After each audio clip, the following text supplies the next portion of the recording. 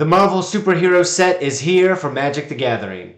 We've reviewed the cards in prep of pre-release weekend, sealed events, and future Commander builds, and are here to tell you the cards that really pack a punch. We're showcasing the card in each applicable color category and converted mana cost, or CMC. If you're catching this video right before an event and need the list of cards without any of the analysis or banter, skip to the last chapter for a speed run through. I'm Evan, I'm here with Jared, and let's get started with the review. Okay, so for this one, we decided to talk about the ones that we know that the entire internet is ablaze talking about, which is Molecule Man and Cosmic Cube. So for this one, it really was a toss-up. That's why Cosmic Cube gets the honorable mention here. But Molecule Man, we think, has a higher upside here. Molecule Man is a 6-mana colorless legendary creature human villain type. It's a 5/5, and its only effect is a powerful one. Non-land cards in your hand have Miracle 0, which means that you may cast a card for its miracle cost when you draw it if it's the first card you drew this turn. This card is powerful, both in the zone and out of it. It works best in big mana spell decks, things like, the original Joda Archmage Eternal or Eldrazi decks, obviously, where we're seeing people slot it into the command zone. Other things where you have priority, because that's sort of the key with this one. Because if you have priority, then you can immediately get value off casting at least one spell 6 mana or higher, which at times will already force your opponent to sort of question, like, do I remove Molecule Man, or is the threat on the board what's just been cast? So that lets you abuse Molecule Man even more, right? When you start throwing it in with discard synergies, right? For those tracking the new Lorehole Dragon that lets you automatically, loot on your opponent's turn, this is a great auto include in that, right? Because it also refunds the miracle cost even beyond what Lorehole does. And let's say that Molecule Man is protected through counter spells, equipment, and other sources. Now all of a sudden you can make something that Cube can't do, right? Which is you can do it across multiple parts during a turn cycle, whereas Cosmic Cube is amazing. I think this is going to see a lot of play. Obviously, it only being 5 mana matters a little bit, and obviously the fact that it has War 2 matters even more. And I think you're going to see a lot of attack decks that have this thing going in terms of its ability to cascade and its ability to really sort of give you both a combination of card selection and, in a way, mana generation, right? Because you're basically casting these things for free. So anyway, both powerful cards. One might be better than the other, but it really depends on the deck. I think we're going to see both of these, especially in constructed formats, for a long time. For Molecule Man, to really max on that ability, you're going to want to try to draw during your opponent's turns as well. For our white choice, we know the Mind Stone is going to be at the top of everyone's mind here. It's got a powerful harness ability that you can repeat over and over and over. So we wanted to make sure that at least got a shout out. But the white card we did want to put focus on is Murdock, Justice Seeker.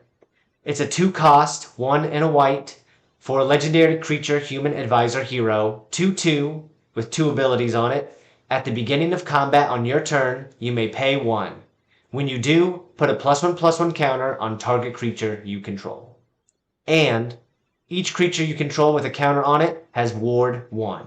Whenever it becomes the target of a spell or an ability an opponent controls, counter it unless that player pays 1. So really, the big piece here is that second ability. Each creature you control with a counter on it has Ward 1. Ward can be a very powerful ability that pushes opponents to really consider if they really want to pay that extra mana to target your things, while then losing it for extra abilities later on in their turn or during their turn cycles. If Murdock is in a deck that isn't very counter synergistic, very heavy on the counters, don't worry, because Murdock has the ability to give those counters to those creatures anyways during your turn on combat. So you can pay 1, add a counter, and now, in addition to that counter, it has Ward 1. Obviously, with the focus on the Mind Stone, you found the diamond in the rough. I think that you hit the nail on the head when you're talking about constructed formats, having both the counter enabler and the payoff from the counters in a protection piece on the same card. Honestly, it might let you cut a slot in some of your commander decks, which is pretty exciting.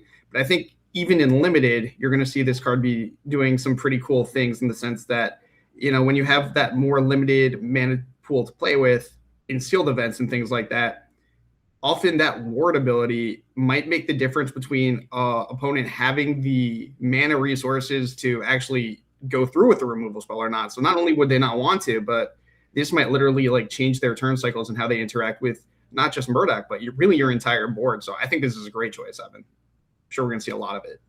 So shout out to the reads out there. We thought that there's some pretty cool Mr. Fantastics, but me and Evan were of the same mind with this one. We went with Echo, Perceptive, Prodigy. That's 2 and a blue mana for a legendary creature, a human hero type with vigilance, and 1 tap, copy target activated or triggered ability you control from a creature source. You may choose new targets for the copy. It's also a 1/4. So this card right here, you try not to just completely mirror image it with previous cards, but this card is Stronic Resonator on a body in some extent, right? Really tough to choose between this. We thought the blue field was loaded, but the thing that we like about this is that index that have a Stronic Resonator, right, which is copying triggered abilities you control. Echo costs 1 more mana, but it also costs 1 less mana to activate. So long term, you're going to be getting just as many triggers, if not more, off of this one, as long as your opponents aren't interacting with it. But this, in addition to some of the other blue powerhouses in the Marvel set, the advantage this has is it's only 3 mana. So if they use a removal spell, so be it. But at the same time, if this thing lets you get going, most cases, when you have a deck that you want that extra triggered ability, like for example, me, like I have a Be'lakor deck, right? So basically what that means is I play demons, I deal damage based on the power of the demons I'm doing. And Stronic Resonator is one of the best cards in the deck. You see Stronic Resonator in decks like things with Prismatic Bridge and others where that triggered ability, really the best thing you could do in the entire deck is doubling it. So I don't necessarily see Echo the Perceptive Prodigy as competing with Stronic Resonator. I think you're going to slot both of them if you're slotting one of them. Now, the advantages Echo has is obviously the 1/4 body with Vigilance, the cheaper activation cost. But the fact that this is also copy target activated ability when Stronic Resonator is just triggered ability, like yes, this is limited to just creature sources, but we just think that this is a staple that could also be just under the threat perception of like true kill on sight removal. And it's also a lower CMC than the other powerhouses. So we think this is a strong card. We think that this is going to sneakily be the best cards. And it's going to be the card where if an opponent wins a game, they'll realize, oh, wait, this was actually your MVP, Evan. Like you played Echo. And Evan or whoever plays Echo is just going to be like, yeah, I know. Yeah, so 1/4 Vigilance, which means that you can do the attack with Echo, and then you can do that ability right after or at some other time in the second main, what have you, which is awesome. And then, yeah, exactly. This ability to copy a triggered ability is usually something seen on cards that have gotten kind of expensive nowadays. So it's awesome to see this printed somewhere else and to let you copy some of those best abilities that you have, whether you put it in the command zone or in the deck. It's just going to drive your strategy. It's just going to drive your strategy that much more forward. For me, I felt M.O.D.O.K by far was the best option when it came to monocolored black cards in this set. So it's M.O.D.O.K, M-O.D.O.K. It's 3 double black for a legendary artifact creature villain type with both flying and lifelink on a 2/2 body. M.O.D.O.K has Mental Organism, which is pay 3 life, M.O.D.O.K Connives. Activate only during your turn. Connive for those uninitiated is draw a card, then discard a card. If you discarded a non-land card, put a +1/1 counter on this creature. And it also has Design for Killing. Creatures your opponents control get -1/-1. And that's just a static ability. So I think I've talked about this in past episodes, and Evan knows this all too well. But I am a huge fan of Connive. Rafine is one of my favorite decks by a mile. So with that disclaimer out there, this card to me, the -1/-1 is super impressive. That's the part that tends to be getting people's attention. But for me, this reads as if you're at full health, and granted, you're not always going to be at full health, connive 13 times. So what that means is hypothetically, and even if it's not 13, it's still going to be pretty good, even if it's just 5 or 4 or 6, right? But hypothetically, we're talking about 13 instances of being able to draw a card, discard a card, and putting counters on creatures as long as what you're discarding is a non-land card. Now, naturally, you're not always going to have full life when you do this, but indulge me for a second, because let's say you ramp just a little bit and get this out on turn 4 and done no additional drawing. So in a group game of Commander, you'd start with 92 cards left in your deck because you draw your 7, and assuming you don't have a partner, you'd have your commander in the command zone. So 4 turns in, we're looking at 88 cards. So basically, card selection alone, we're talking about 15% of your deck that you're looking at minimum, that you wouldn't have seen otherwise. So if you, in a nutshell, if you care about card selection in your deck, if you care about punching through with combat damage, because yes, M.O.D.O.K itself even has flying and lifelink, and you could hypothetically put 13 +1 counters on M.O.D.O.K and make it a 15/15 flying lifelink by as early as turn 4, right? That's something you may care about in terms of just punching up, if not M.O.D.O.K, whoever your commander is, so you could do 21 to someone fairly quickly, right? If you care about losing life and having effects like, Villa's Broker of Blood that work with that, right? Or wheel effects, obviously, or basically any reanimation effects. If you have draw synergies, right? Things like Numerous Archives or Teferet's Ageless Insight with this card, right? If you have discard synergies to include things like Madness and the new Mayhem ability, this card is going to be amazing. And stating the obvious here, if you're running this, yes, you might not always have 40, but the flip side of that is if you're running things that gain you life, right? So if you're running this here with a Quasar, or if you're running this with Shieldred, or anything that really gets you life gain for drawing or discarding, you get even more instances of this effect because you're neutralizing the -3 every time. So this is absolutely something you'll have to watch out for. Yeah, this card is set to be abused in Commander 100%. So first, M.O.D.O.K, M-O.D.O.K. What's great, if you're unfamiliar with this character, is that the acronym is listed on this card. So mental organism, designed only for killing. That's so funny, and I think it's so flavorful that they cut the acronym into 2 and gave it 2 different abilities. And I think if you're going through the cards in this set, activate only during your turn, you may have read that as activate only once during your turn. But that's not the case. It says activate only during your turn. So as Jared noted, you can do this as much as you want. And you can do it once at a time. Connive once, then you can assess with your life total, the responses around the table, if you then want to do it again, which is great. M.O.D.O.K's going to be a problem if you're not dealing with it early. When looking at red, we had 3 choices that we wanted to talk on. Thor, God of Thunder, Avengers, Disassembled, but ultimately we went with the 3rd choice here, Mjolnir, Hammer of Thor. So this is a 4-cost, 3 in red, legendary artifact equipment. When Mjolnir enters, it deals 4 damage to up to 1 target creature. Double all damage equipped creature would deal. Equip worthy 1, which means that this is a legendary non-villain that's red and or white.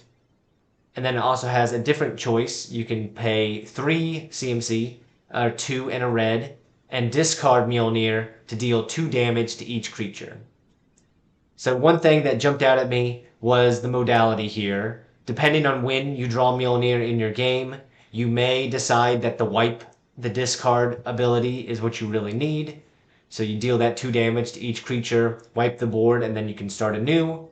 But if you're ahead, or if your commander or your worthy creature ultimately needs Mjolnir to start doubling all the damage, whether it be non-combat damage or combat damage, Mjolnir is going to help really push that power through. And of course, if you're looking for targeted removal, you're also looking to bring Mjolnir onto the battlefield. There are some other really powerful options. My personal take is that aside from blue, red had the most strong, powerful cards that we could have talked about here. But at the end of the day, we know that the discourse is around this card right now, and not just because, yes, with Equip Worthy in the way Wizards of the Coast defined it, yes, Nicole Bolas and Sauron are now worthy of Mjolnir, but we just think we're going to see this one in the most deck. I think that, Evan talked about the versatility of this card and the modality, but I think the versatility extends even beyond the modality, right? Because even just that double all damage equipped creature would deal part, that is the type of thing that can go in combat focused decks. That could also go in things like fling decks, right? So people playing Zayatora, people just running the fling spell, right? There are a lot of ways where you can kind of, Soul's Fire is a popular card, ways to just kind of hit for double what you're normally going for, and then automatically Nova this thing out. And this is a great card. And also, obviously, with the discard ability, any way you could get, if you're playing an Artifacts Matter deck where you could get this back from the graveyard and keep doing the discard ability, or maybe you do the discard ability once and then all of a sudden, now you're casting it for real. Like this card is just good. This card is versatile, and I think it's the most flavorful. So I think people are going to have a lot of fun giving some of the big baddies of Magic the worthiness of Mjolnir. And this is not the first time we've seen a Mjolnir, because Assassin's Creed also had a Mjolnir. So I appreciate that Wizards and Marvel ready to give this card and this hammer another take and show the difference between what Assassin's Creed gave us versus what Marvel gave us. Both may be in your equipment decks, and both are very powerful for their own unique reasons. There were a number of good green cards in this set. Hitmonkey really stood out, Doc Samson as well for its abilities. The one I'm going to talk about here is Medusa, Inhuman Queen. So this is a 3 CMC, 2 and a green, legendary creature, Inhuman, noble hero. It's 2/2 with vigilance and reach, and whenever a player casts a non-creature spell, put a +1/+1 counter on Medusa. So I really saw a lot of ties here to the Ancient One. Whenever a player casts a non-creature spell, so you get this out early, folks are still ramping, getting out the soul rings, the arcane signets, the artifact rocks, the enchantment spells, and all the while, Medusa is getting more and more powerful. With both vigilance and reach, that means that you're attacking with Medusa, and you're blocking virtually anything. So Medusa is very much a powerhouse on your battlefield, only gets stronger as the game goes on, and really needs to be dealt with, especially if you're adding on extra keywords, trying to get it to the level of keyword soup that Hitmonkey has. Debate we were having is Hitmonkey, probably the strongest out of the box, but probably the most niche, probably the most work necessary to build around. And then with Doc Samson, 2 very powerful abilities, and we've seen both of them. So it's kind of like the Murdock situation we talked about in reverse now, right? Where we really have the question of, in this case, for 5 mana, is it worth having these 2 stapled onto the same card? Would you rather be able to be a little bit more mana efficient and play one or the other and have the choice of whether or not you're going to play which when? So white-blue is a stacked field, but we went with the mighty Thor, Jane Foster, for 1 white-blue. It's a legendary human god hero type with flying and a 3/3 body. It has, whenever the mighty Thor attacks, exile up to 1 target non-token artifact or creature, then return that card to the battlefield tapped under its owner's control. Whenever an equipment you control enters, draw a card. We know that there's some trade-offs here in the sense where you're only getting that 1 blink ability once per turn for the most part, unless you're copying it with something like Stranic Resonator. But with that being said, I can't put enough stress that you're running this in an equipment deck, right? So here's what I mean by that. First of all, that second passive ability is key, right? So this is another perfect way to draw multiple cards for 3 mana and really have this carry over multiple games. In an equipment deck, you probably are running anywhere between 15 and 25. 25 is a bit on the steep side. So the point there is, especially in constructed formats, this is going to be one of your top card draw engines. The other thing I want to flag about equipment is, what are 2 of the most popular equipments in equipment decks? Lightning Greaves and Swiftfoot Boots. So now all of a sudden, the mighty Thor Jane Foster now has haste, which means that you're not waiting a turn for that first ability. You're getting it on the rip. And then we talk about modality. We talk about modality all the time. And sometimes we're talking about paying more mana for that modality. 3 mana, arguably, for that second ability by itself, sort of worth it. Then you throw in the fact that you're getting this first ability, which has even more modality in the sense that this could be offensive or defensive, right? You could flicker your own thing in terms of getting an extra enter the battlefield ability, right? Which is key in a lot of these decks. You can attack and get rid of a blocker before the declare blocker step is even declared. This card can be used in a variety of ways and is very powerful throughout. Also flagging for people that are running Noctis decks, Heir Apparent, which is an equipment deck. This is giving you the ability to blink something on your turn, which is playing a creature during the combat step, which is triggering Noctis. So this is awesome in the command zone or in the 99 with a bunch of the other powerful equipment-focused cards in the field. So if it wasn't apparent, one of the big pieces for the Mighty Thor within this set is to make a white, blue, red deck, have Mjolnir in the deck that you're ultimately exiling and bringing back with the Mighty Thor, Jane Foster, to then trigger that Enters ability, dealing that damage out, and then re-equipping onto Jane with that worthy cost. So there are going to be some equipments that really work with this ability. And of course, as you're flickering those equipments, you're also drawing cards off of them as well. For Orzhov, we are going with Black Widow, Double Agent, 3 total CMC, 1 white, black. For a legendary creature, human, hero, villain, 3/2 with Death Touch. And whenever a creature you control attacks alone, it gains First Strike and Menace until end of turn.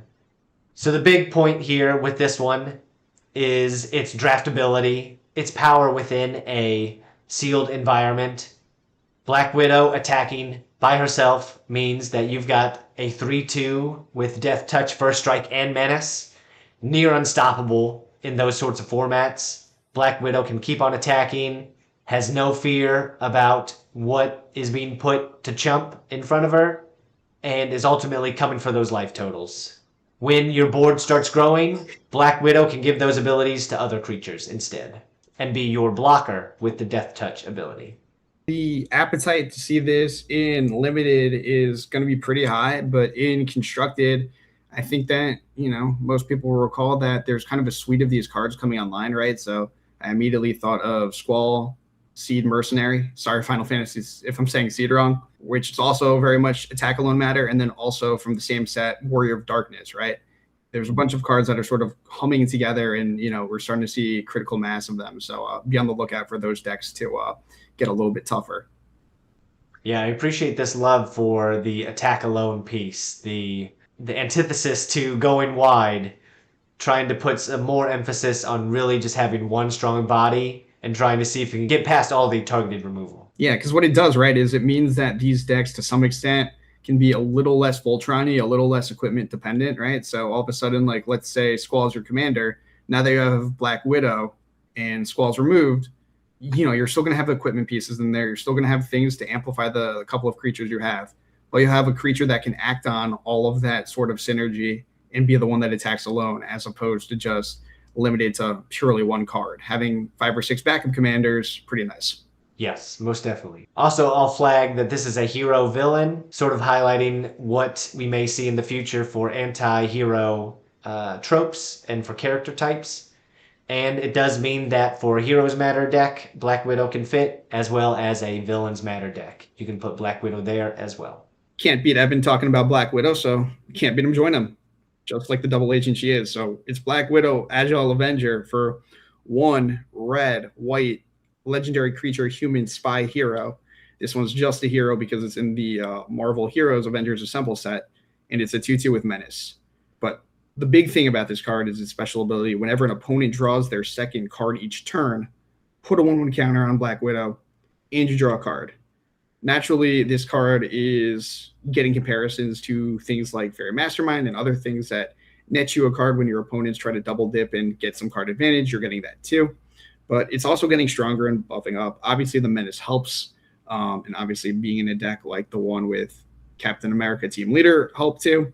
But yeah, you can also punch through with this thing as your commander if you give it trample or some other form of evasion or elusivity. But yeah, literally, let's not reinvent the wheel.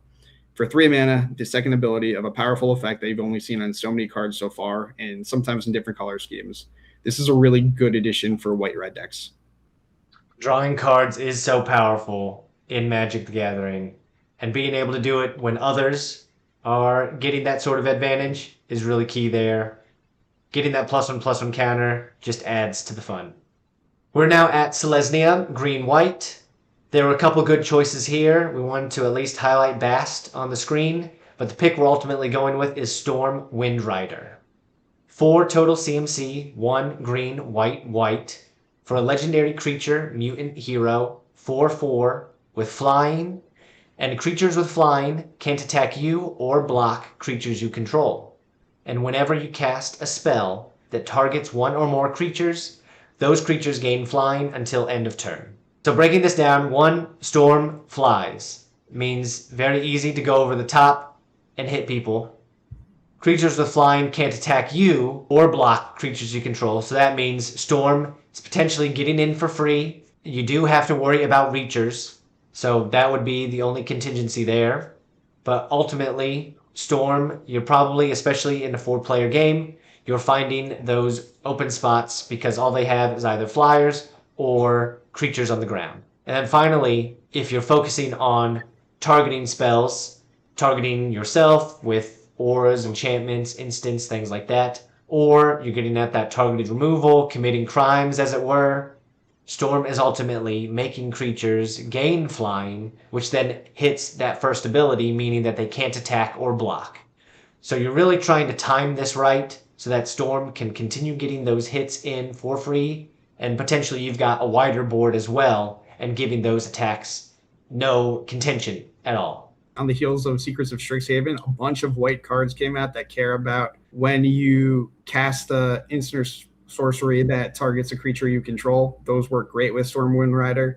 But then, the big thing is that if you look online, most people, flying is maybe the first keyword they're introduced with. You look on online lists and you talk about like what is the best form of elusiveness in Magic, right? Or the best form of evasion. Flying's normally at the top of the list, sometimes even above phrases like can't be blocked. This turns all of those flying matter decks off immediately. It shows you what real elusiveness actually looks like. And it's going to punish players for thinking that they can get away with just flying over the top. This is a game breaker for certain decks. Definitely looking for this to be on the ride. And great art to match.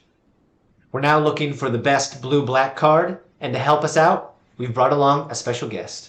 Bringing the cool vibes and the good times, but don't get too comfortable in a game because he is coming for your life total. The VP for DC's premier MTG content creating group On to Stack, RNG's HNIC, the Grixis gangsta himself, Ray. Joining in with Ray, this content creator has an eye for the best Marvel cards and has lots of content on the subject. If you spot him in his vehicle, he's probably letting the world know the latest in the world of Magic. From Coop MTG, it's Coop. Ray, let's talk on Taskmaster. All right, this Loki my guy since they didn't give me my guy. Taskmaster Mercenary Mimic, and they chose the OG Taskmaster, not the one from the movie, the real one. So legendary creature, he's a blue or black Demir, or like I like to say Demure, because that's me. 2 colorless pips, 2 colorless mana, photographic reflexes. I like how they threw his little ability in there as flavor text, but at the beginning of your first main phase until your next turn, Taskmaster becomes a copy of up to 1 target creature on the battlefield or creature in a graveyard, except his name is Taskmaster Mimic, and he's legendary mercenary villain creature. This can create, if you understand how like copying stuff works in Magic the Gathering, this can create so many shenanigans. This could stall the game out if you copy the right copy card correctly. It'll be like you can do just a constant trigger. And what I like about him more than Superior Spider-Man or any other copying effects, they like to remove the card that you copied. Like I think Superior Spider-Man exiles it. He leaves it there. It doesn't even have to be yours. It doesn't even have to be in the battlefield. A graveyard. You can look at a graveyard. It's like the guy that's like, yeah, I will leave my command in the graveyard. Appreciate it. Mm-hmm. I appreciate it. I need that. And then it's just like any of those cards that let you dig and pitch immediately, it's gonna turn ears up with this commander. They're like, he's throwing stuff in the graveyard. I don't need to bring it back. My worst enemy is Bajukabog. Yeah. But you got a Bajukabog in your graveyard too. So it's just like a plethora of kill spells and copy spells is all I would be running. Phantasmal Image. I might put a Beguiler of Wills in there just to take some more creatures, just to be petty. But all the Lazavs, or at least 2 of them, definitely any of the overpowered ninjas, like Fallen Shinobi or the Oni, but mainly stuff like that's just gonna allow me to copy on copy on copy. The ninja that copies a creature, which I could just copy him and then chain, you know what I'm saying? Chain it into that. Helm of the Host, so I can get more of my Taskmasters out. Oh yeah. Create more Taskmasters. Anything that lets me dupe him in any way, shape, or form, I'll definitely do. but Superior Spider-Man, Symbiote Spider-Man, or must includes Mercurial Pretender, stuff like that. All types of copy stuff. I'm not going to be playing my deck. I'm going to be playing everyone else's in the worst way possible. You want to play Incredible Hulk? I like him too. You want to fly? I like that too. And then the kicker is a Displacer Kitten. So anytime I need to protect myself or do anything, I can get a Displacer Kitten and get a new creature off of any of those other creatures that I'm playing, right? So Yeah. the only issue I would say about him and Displacer Kitten is how his thing chooses to trigger. It has a phase essentially. It chooses to trigger in versus other copy creatures triggering off of entering. Like him choosing first main phase versus a Sakashima saying, I'm coming in like this. Oh, Sakashima. Oh my God. Yeah. All of those. If it got Sakashima in it, it's going in the word is going in this deck. Oh yeah, 1,000 faces. Yeah. So good. So you brought exactly what I was going to talk about. So one is, I think copy here has gotten a serious upgrade, to be able to look at all those different areas of the battlefield and the graveyard to try to find exactly what you want. Doesn't always have to be your thing, can be somebody else's. And you just hold on to that creature all the way up until your next turn. So if you're in Commander, you're waiting through all the different phases of all of the opponents, which is huge. And that was exactly it, Ray. Do you feel that, I think, right, one of the big things here is you're really not getting a focus on Enter's abilities here with Taskmaster. Yeah. So you definitely build it and play it a different way, but is that necessarily a bad thing? I don't see it holding me up or holding anyone up. Just because everyone else in the 99 is gonna be so potent to the theme and to the game plan that it's just like, okay, maybe I don't have it on this, but what it allows me to do, if you understand how copying cards work and what you're copying, like let's say I copy a Seaborn Muse with him, right? And then I choose to copy another. There's like certain copy cards will copy either him or the card under it, which is the card itself, right? So if you understand Magic rules to that degree and you can line it up, you can get cards and then change them out. So it's like really, it's going to be annoying. Like I blew up your Seaborn Muse just to copy it at my first main phase. Oh, you're going to lose it anyways. Not if I copy the copy that has a copy of the copy. So I'm going to keep that Seaborn Muse and then I'm going to copy your Hulk. And then I'm going to keep your Hulk with another copy of a copy of a copy. And then so on and so, like it can get annoying. It can get annoying. So are you thinking about putting this in the command zone versus the 99? Yeah, for sure. I think he's more valuable than Superior Spider-Man. He would definitely take the command of that deck just because he's not exiling it. He's not exiling my Shieldred that's in the graveyard or my Jin Cataxis. Like 2 gens in the graveyard, that's the game. That's game over. You can't. Your hand is doodled down to nothing, and I'm countering everything else other than creatures. Yeah, that's pretty much game. So it's like, yeah. Or if I'm playing against something super oppressive, like a Elish Norn or Angels or something like that, I no longer have to worry about like, oh, I ain't got no flyers. We got flyers. Exactly. Exactly. Yeah, and it helps that Taskmaster 3/5 is dodging a lot of the like instant kill sort of effects, the lightning bolts, things like that. Yeah. It can stick around. It's got some versatility before it changes into something else. Yeah, 3/5 is nice. Yeah. Hey, Coop, how do you feel about this one? I think Taskmaster is like a mad scientist's dream. What would make this card even more cracked is if it had some sort of protection. Like if it had a hexproof, like the game, it would be bad games. I would build this a lot like how Ray was saying with a lot of copy spells. I think my list would include some absolute bombs in my list that I never plan to cast. Have like some Inhuman effects, just go in my deck, pitch them to the yard, and then just see if anybody has anything they can do with it. First card that comes to my mind that I wish was unbanned would be Gristlebrand. Imagine copying a Gristlebrand with Taskmaster and then just fill your hand with cards, and it's like just run heavy control, spot kill things that you want on your opponent's board, and then slowly just make copies over and over. I think this card's pretty cool. Anything that makes like clone effects or copy effects is super dope, but just having the option and the flexibility of a target creature on the battlefield or in a graveyard, it's like, well, there's so many different routes you can go with it. Like if your opponent has built, imagine like dinosaurs running up against a dinosaur deck, and they just like, I'm a mill. Let me see what type of dinos you got in the list. Oh, I really like that one. Let me copy that next time around.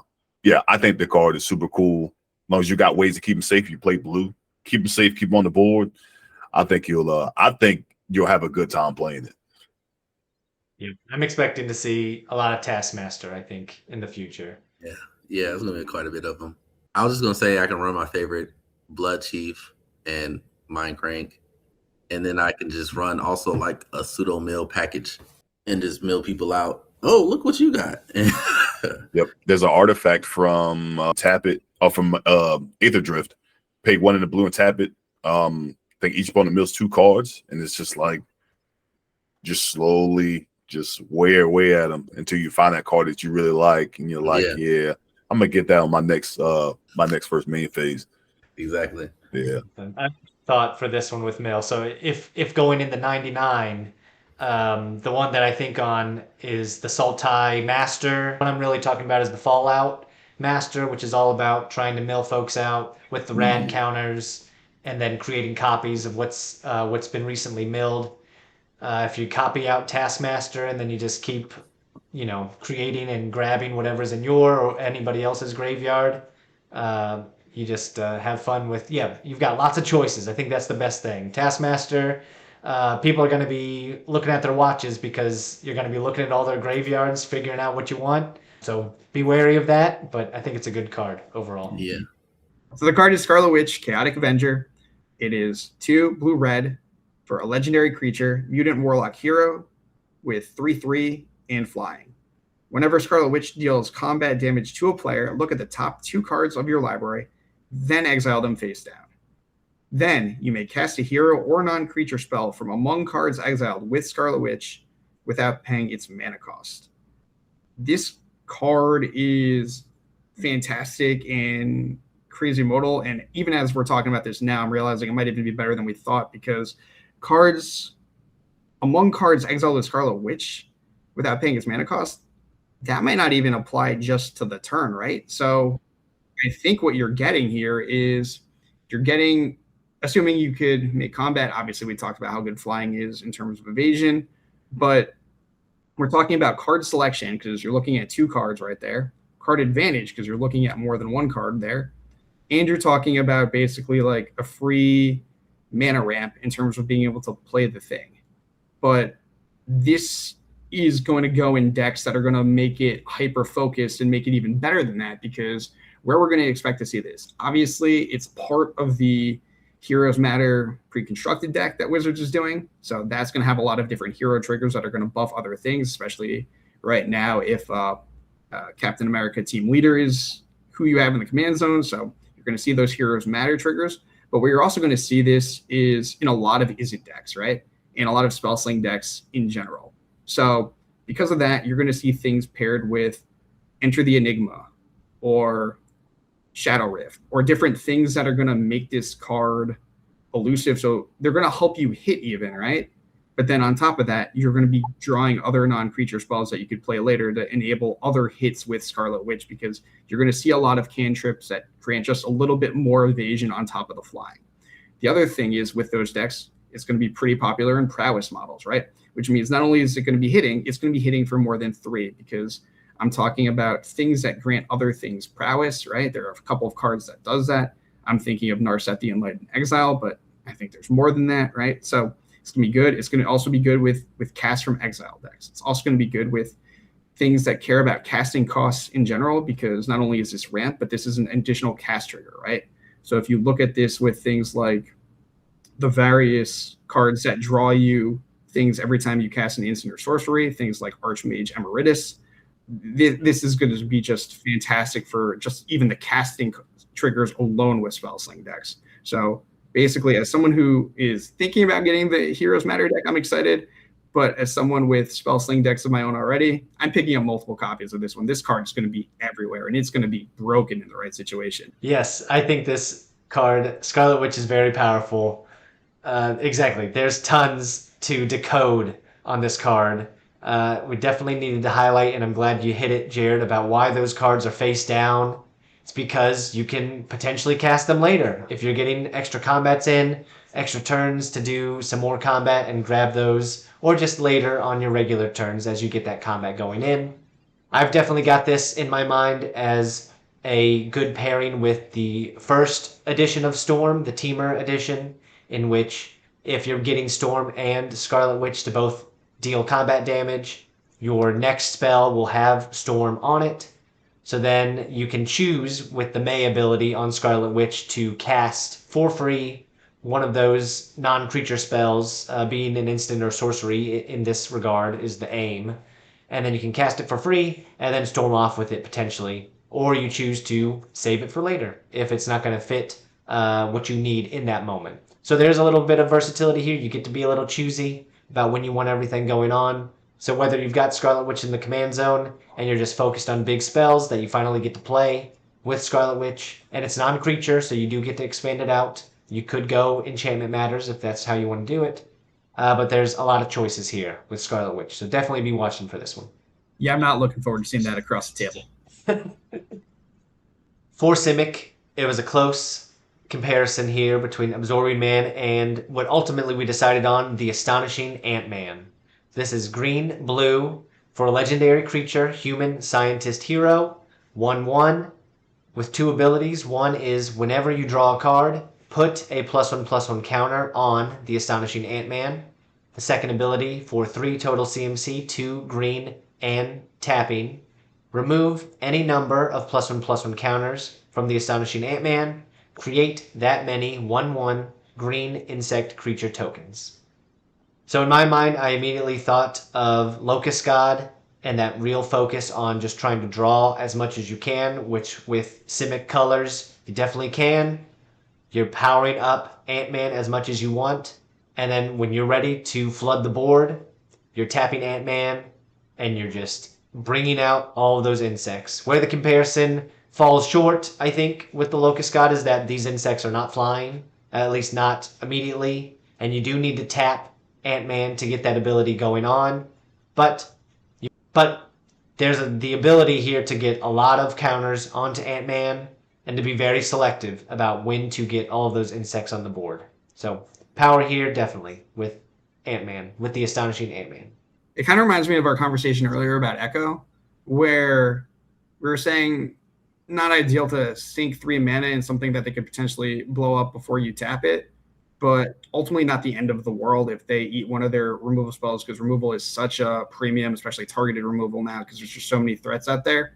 So at 2 mana, Ant-Man works even better, right? In the sense where it's you really only have to invest a 2 mana. Opponents either have to make the choice, right? Because by the time you're tapping and paying the other 3 mana and tapping this thing, then you're getting the ability no matter what. And this could be a game-changing ability. I mean, you got to understand that the thing that we're going to expect to see this in is a lot of counter decks, obviously, right? Or card draw matters, but you're going to see this in a lot of counter decks, and those decks tend to focus on going tall over going wide, and this could be a complete curveball in your deck. So basically, you're only committing to 2 mana, and by the time you're paying the 3 mana and tapping it, you're probably already planning something big or something splashy, or creating an army to stop another go wide deck that's like a tokens matter or like a zombie matter deck. So again, I think it's a little sunk cost for big upside, and also a curveball in decks that are used to going tall, not wide. So I love it. Yeah, I'm definitely seeing a strategy emerge here, Jared, where you're just trying to get those counters on Ant-Man, and you're tapping Ant-Man every time, every turn cycle to just flood the board with those insects, which then you're maybe also making stronger, throwing around keywords, and every turn you're just getting Ant-Man stronger, tapping 1/1, and rinse and repeat there. Yeah, and if he's your commander, then at the same time, you're running cards like Overrun and Overrun-like effects, right? So it's completely changing the way. So we talked about it in the 99 of a +1 counter deck, but when he's in the zone, everything changes, and then it's really about flooding the board and scooping up these ants. So the card is Ares, God of War. It's 1 black-red for a legendary creature, God Warrior Villain, and it is 4 power, 3 toughness. It has Ares attacks each combat if able, and whenever an attacking creature you control dies, return that card to its owner's hand. So naturally, first thing that we want to point out is that Ares' ability applies to itself. So don't have to worry as much about losing Ares in combat as you might think when you see, oh, it's only got 3 toughness, so lightning bolt territory. And then on top of that, although you still have to worry about removals of lightning bolts and things of that nature, of course. But with that being said, like, you know, you can swing with this guy and not worry about getting him back. But the cool thing is that his second ability, when an attacking creature you control dies, return that card to its owner's hand. That's going to happen even without Ares attacking, right? So if you want an insurance policy, you're about to swing in with your commander, and maybe like it's a Voltron type setup, but the point is, no matter if you're going wide or you're going big, you can throw Ares out there, not even worry about him having to attack, and everything else is going to come back. This pairs especially well with the black in its mana identity, right? Because if you care about things dying even at all, right? Things that matter when they're being sacrificed, or things that matter when you have death triggers matters. Obviously, blood artist type effects. This could be a really good way to drain your table and not have to worry about recursion. And also, this is instant. So there are a lot of cards where, I think of a certain March has a deck, Evan, where, at the end of the turn, you get the cards back. But this is instantaneous when something dies, right? So that's pretty big because, there's no strategic time that I see to exile someone's graveyard to stop you from getting the things that you want to die over and over again, right? So, if you have a Mayhem Devil in this deck, this thing is going to be pretty crazy. And it's going to be a fun auto include in a lot of different types of, whether it's going more sacrifice matters or death matters or attack matters, or obviously, this card would be a great include in the new villains matter, especially if you're running Loki at the helm. Great card. What do you think, Evan? The abilities on it really means that I think you're playing this when you're ready to start swinging with other creatures. Ares is going to watch those ones go into the battlefield, and then for second main, you can bring them right back if you'd like. So I think your mana curve is probably on the lower side so that you can keep bringing those creatures onto the battlefield so that you can just keep on swinging. Ares' creature types, I think, are really good because there's a lot of kindred love for God focus, God matters decks, Warrior matters decks, and Villain matters decks. So Ares fits in a lot there. For folks that are trying to get more into Greek mythology, you can throw it there. Or even if you've got a secret DC characters matters, Ares fits everywhere because of its origin. So you can throw it there too, and maybe watch for a potential DC set in the future.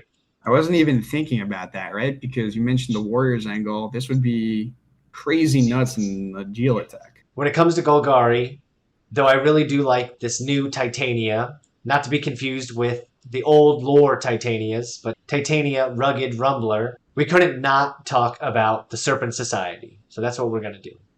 The Serpent Society is a 3 total CMC, 1 black-green, legendary creature, human, snake, villain, 3/4 with Death Touch, and a ward of get 5 poison counters. And of course, 10 poison counters are needed to lose the game. The other ability is whenever another creature you control with Death Touch dies, each opponent sacrifices a non-token creature of their choice. So yes, the ward is fun and definitely worth talking about, and there will be some players, some decks that really use that with a lot of power, a lot of redirect ability, but I think where it really shines is this last ability with the Death Touch matters triggers here, forcing opponents to sacrifice their non-token creatures. You can very much build a deck in which you're sacrificing a lot of Death Touch snakes, snake tokens coming in from your Ophiomancer or anything like that, and just forcing your opponents to lose all of their precious creatures that they spent so much time and mana getting out. And then when you're attacking, they've got to deal with death touch creatures, so it's really tough to choose when to block unless they've got some sort of indestructibility or combat trick along the way. So if you're going wide here, even going tall, but I think you definitely want to have a plethora of creatures to ultimately try to sacrifice or lose in the process of combat, and you're clearing out the board on the way, going for that jugular with those snake teeth. So I'm going to do something that we don't normally do for cards and talk about how you get around it, because this thing is broken, right? I'm in the camp, I'm sure you can't tell, of people that think the amount of poison counters should go up. And we also have a lot of Atraxas in our play group, right? So, I mean, stating the obvious here, right? Like, it's like, you know, one of the best ways, at least that we've found, to deal with Atraxa decks is to get Atraxa off the battlefield for as long as you can. But that's not an option anymore, at least with targeted removal, if this is at 5 or more, if you're at 5 or more poison counters already, because, you know, getting it gone with this thing, you know, you're either going to lose a creature every time, or you're going to have to lose the game because you're trying to take out Serpent Society first, right? So for this card, like, dealing with it, and this is the most powerful card. This was a right call, Evan, but, you know, board wipes are going to be your best friend. Things that phase this out temporarily to then use a target removal are going to be your best friend. Naturally, anything that gets around a ward cost with spells that can't be countered. The big one here is Void Rend, right? You're going to have to get really creative with what you're targeting the Serpent Society with. Otherwise, maybe you're on the other side of the equation and you're just smiling along and you're putting it in your deck, and you're watching your opponent sweat as you're, draining them one poison counter at a time. If you're still thinking about where you want this card to shine, I could see this going into Abzan decks that are trying to spread the keyword love. Odric, Lunarch Marshal, which will come up again in this video, is an easy way to spread that death touch around to creatures that have never had death touch before. And then who's going to kill your creatures because they're ultimately losing one of their own instead. So have some fun with this card, but don't get too crazy. Or don't have fun. Okay, we're now at the Gruul category. And though we did like Absorbing Man and Titania, how could we not choose Wolverine, Fierce Fighter? There are only so many mutants in this. Very much we can feel teasing X-Men sets to come. But let's talk about Wolverine, Fierce Fighter right now.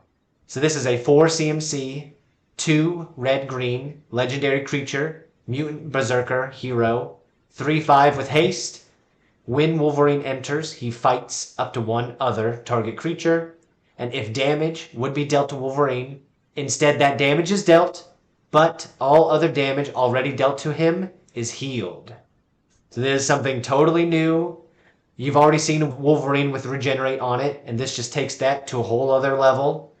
Haste, so Wolverine is coming out swinging as soon as he's on the battlefield. Fights up to one other creature that's not a May ability, so you get to decide if that ability is triggered on one of your own creatures or some other weenie on the board to ultimately ensure that Wolverine's not getting killed right on the start. And then anytime that damage is being dealt to Wolverine, you forget about the previous damage. That ultimately means Wolverine's got a lot of staying power as long as the combat is played out just right. So I very much see Wolverine being a creature that you're trying to get stronger and stronger as the game goes on. This set did a very good job, as we'll talk later, about the small pinging, keep the creature on the board abilities that then can spread out damage or have some other triggered ability, and Wolverine is definitely an enabler for that. So a couple ways to swing this and play this. Within the draft and sealed setting, Wolverine is going to be a serious problem for folks. So definitely one to be watching for as it gets passed to you. Let's be honest, as it comes up in your first pack and then you don't pass it, you keep it. Naturally, it has to survive the damage, then be able to heal from the previous damage. So the key here is for constructed formats, because again, any format where you have those micro board wipes where you're going to be able to do, anything 4 damage or less and he's going to heal, that's pretty fantastic. In the constructed formats, my first thought is, how do I make Wolverine big? There are some cards out there that let you get stronger for the damage that's dealt to you. And there's also just cards that just, quite frankly, just make creatures strong. So At the end of the day, what you want to do, especially if he's in your zone, right, is you want to punch Wolverine up as much as possible. Then you want to cast some Nova spells. Like if you get his toughness above 13, then you're casting Blasphemous Act, and he's going to heal, right? You're doing different things like that in order to really just maximize that second ability of his. But yeah, it's a great card, and I feel like it's really flavorful for Wolverine. Yeah, 5 is already a strong toughness, and if you can get that any higher than that, Wolverine's near unstoppable. And also, I appreciate throughout all of these different Wolverine variations the true emphasis on how much Wolverine says "bub."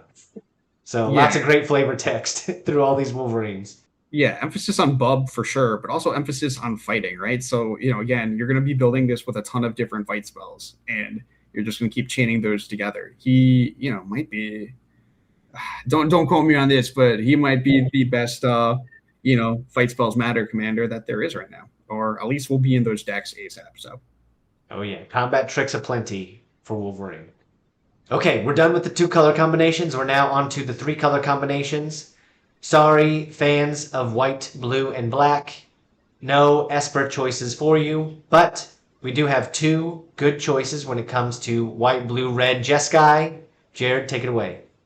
Okay, mourning the loss of Esper, we did select Director Nick Fury as our Jeskai card. So that's blue, red, white. So Jeskai on the line. And then it is a legendary creature, human spy hero with 2 power and 4 toughness. No special combat abilities, but he does have hero spells you cast cost 1 less to cast. And he has, whenever you attack, look at the top 4 cards of your library. You may reveal a hero card from among them and put that card into your hand. Put the rest on the bottom of your library in a random order. Normally, we just talk about the card from the tons that are out there, but we have to be a little more straightforward this time. When you're looking at this card, you're immediately evaluating it with 2 other cards from the set. Captain America Team Leader, and then the 5-color Nick Fury.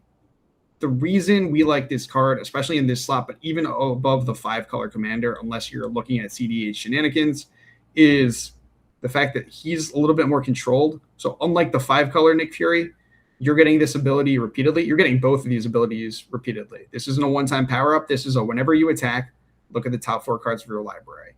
And then on top of that, that hero spells can apply even the turn he comes out. So essentially, if you think your board's protected or you think that your opponents are still in the setup phase, you're playing this as your commander on turn 3. But maybe you're waiting and ramping that time instead, because if we're talking commander, the Heroes Matter deck is great, and they've got a lot of powerhouses, but a lot of the CMC of some of these cards is quite higher. So this will naturally help with that, but you might also wait to pair it with a low CMC hero where you're getting your rebate automatically. Now, making the caveat that comparing this to Captain America Team Leader, the Precon deck is built for Team Leader, and it shows. Sometimes you have a little bit more flexibility with the backup commander than the face commander. You might hear more about that maybe later today. But with that being said, for this one, right now, the deck is very much built for Team Leader.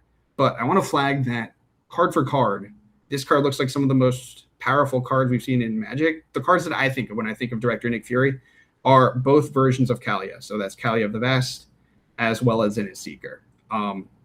Because you have the ability to ramp things out quicker, and you also have the card selection for being able to attack. So again, card selection and ramp on the same card at 3 CMC, particularly in your command zone, it's going to be devastating. And when I say it's going to be, what I'm talking about is we have at least 4 more confirmed Marvel sets. So these heroes are only going to get stronger and more synergistic. And once that starts to happen, and you have more variety of heroes to choose from, as opposed to right now, there are about 10 or so true Heroes Matter cards that care about the synergies between themselves and other heroes. Once that number gets higher, you're going to care less about Captain America Team Leader's pumping abilities, although he'll still be in your 99, and more about Director Nick Fury controlling the action from the center. Yeah, a lot of strength and synergy on this supporting Director Nick Fury to get you the heroes that you really care about. Within this set, the heroes are pretty expensive. 4, 5, 6 mana, 7 maybe for some of those ones that you really care about, potentially plus power-up abilities. So any reduction in that mana casting cost is very helpful. So Director Nick Fury is going to help you get all of the heroes that you need onto the battlefield, and then you can continue out your strategy from there. Okay, so now we're going to jump into Mardu, white, black, red. And though technically there are no choices when it comes to the entire color identity, there is one card that the color is Mardu, and I think it makes a significant impact. Now, to help us with this, we're going to some special guests. All right, Coop, you want to tell us about the Mad Titan? The Mad Titan Thanos Mardu colors. Death Touch, lifelink, and it has power up for Wooburg and the colorless. Put 2 1/1 counters on Thanos. Choose odd or even. Destroy each other creature with mana value of the chosen quality. 4/4. Now, honestly, I don't think the card is great, but I think it's thematic, right? With the snap of the gauntlet, wiping everything out.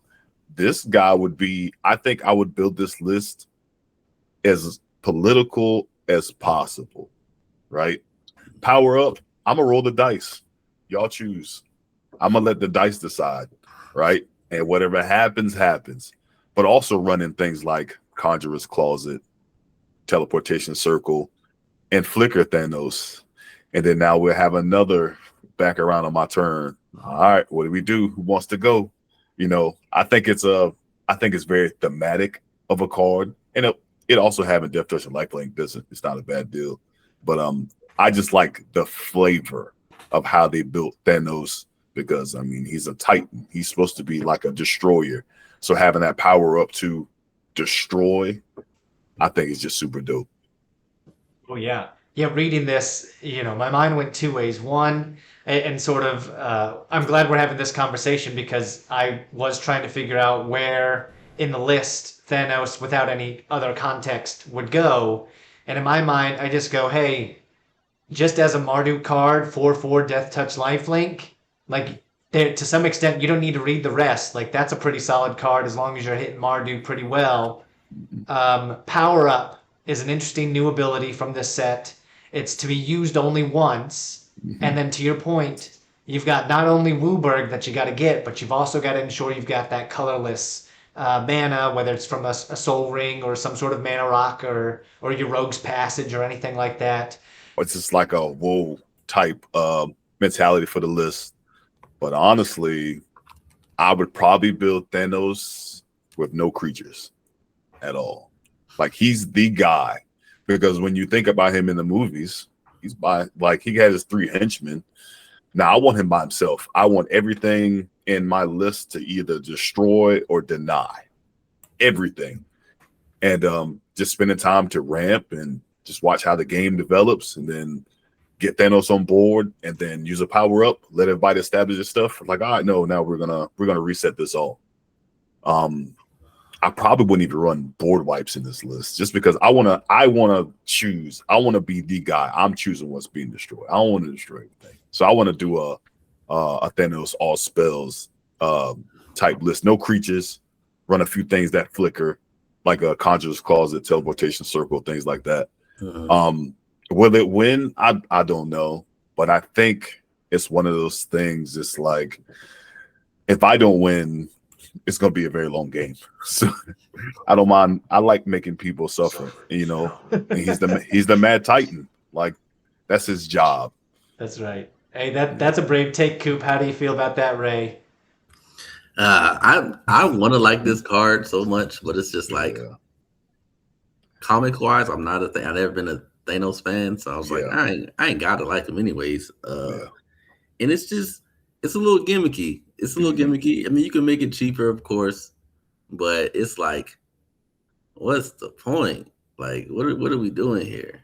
Hey, so how about this, Coop? Maybe this will give you a little bit of a safety net. If you want, you could have creatures in your deck, but they could all be odd mana value. I'm thinking back to some of those old like companion cards and stuff, right? Yeah. Every creature in your deck's got to be odd mana cost, and you just always choose even. Yep. And there's a sorcery in Rakdos that you cast it, you choose even or odd, and it destroys, I think, the other. So if I choose odd, it destroys even. So I could cast that and then power up and then destroy the other side. And it's just like there's some ways, like Ray was saying, it's super gimmicky. I don't even think it's really good, but it's the fact of like he's thematic. I feel like Mardu is like that color pairing that you kind of have that they're like on the cusp. They could have been really good, but then they could have easily broken Thanos and made him absolutely insane. But just giving him that power up, they could have given him any other text. He'd been fine. But that power up is like, oh man, 6 mana to power up only once. So you have to build it a certain way to get the most out of him. But I think it'd be fun. For sure. Yeah, definitely lets the mind turn here, trying to figure out how to make the best of that power up. Yeah, and you're also thinking too that the unique thing with power up is if you're doing it the same turn as you cast it, you're already Mardu less of that power up. So you're just looking for the other colors there plus the colorless, so you can be strategic on when to really get it out there. I think Eldrazi as well has some of that odd even sort of synergy. So maybe there's something where you're leaning heavily on some of the colorless or some of the Eldrazi there that focus on that. I'm sure Thanos would be a good friend with the Eldrazi. Yeah. He dang near one, I feel like. Pretty much.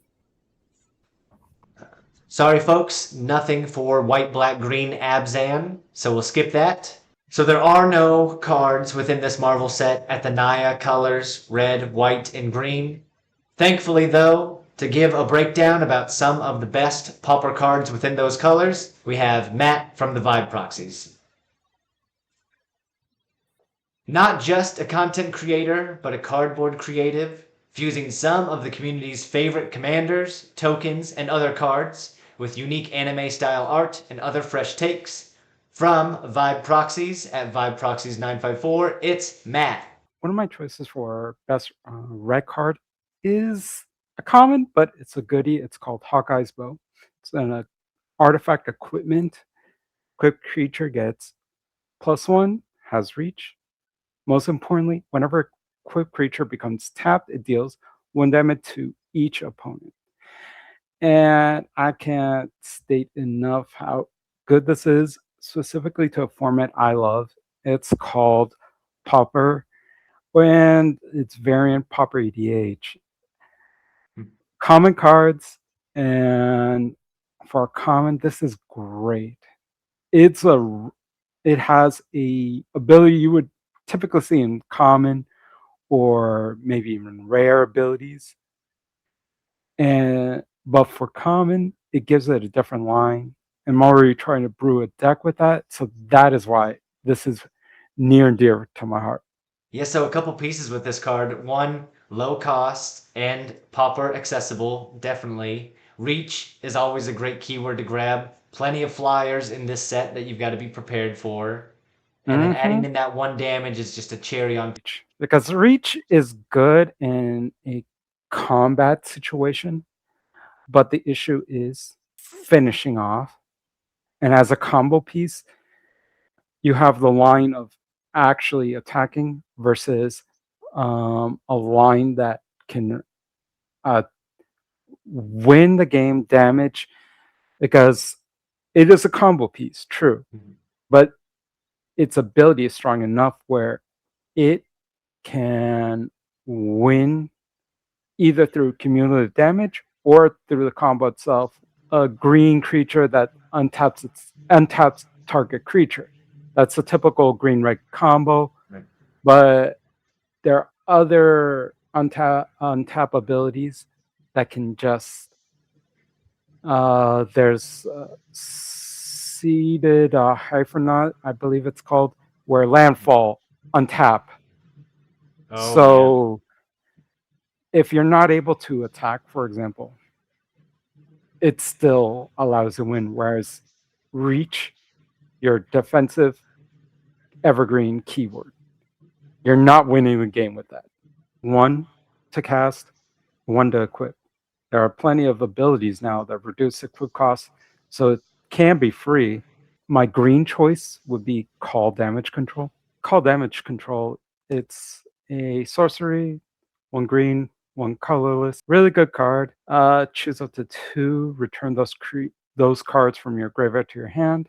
If I'm going to be discarding, then I can use cards like Damage Control, pick up a land and an artifact, or if this case, artifact and combo creature. Get a card advantage because typically in Pauper, your typical draws engines aren't there. So you have to rely on some more not as utilized cards. Rapid Rescue. That was an alternative card choice. As opposed to Call Damage Control, it is faster in the sense that it's a reduced mana cost and also spell speed because it's an instant. But in terms of effects, you don't control what you're discarding. So you're potentially putting both combo pieces into the graveyard and only getting 1 back. Right, you're looking for draw however you can within Pauper. My ranking, Call Damage Control, then Rapid Rescue.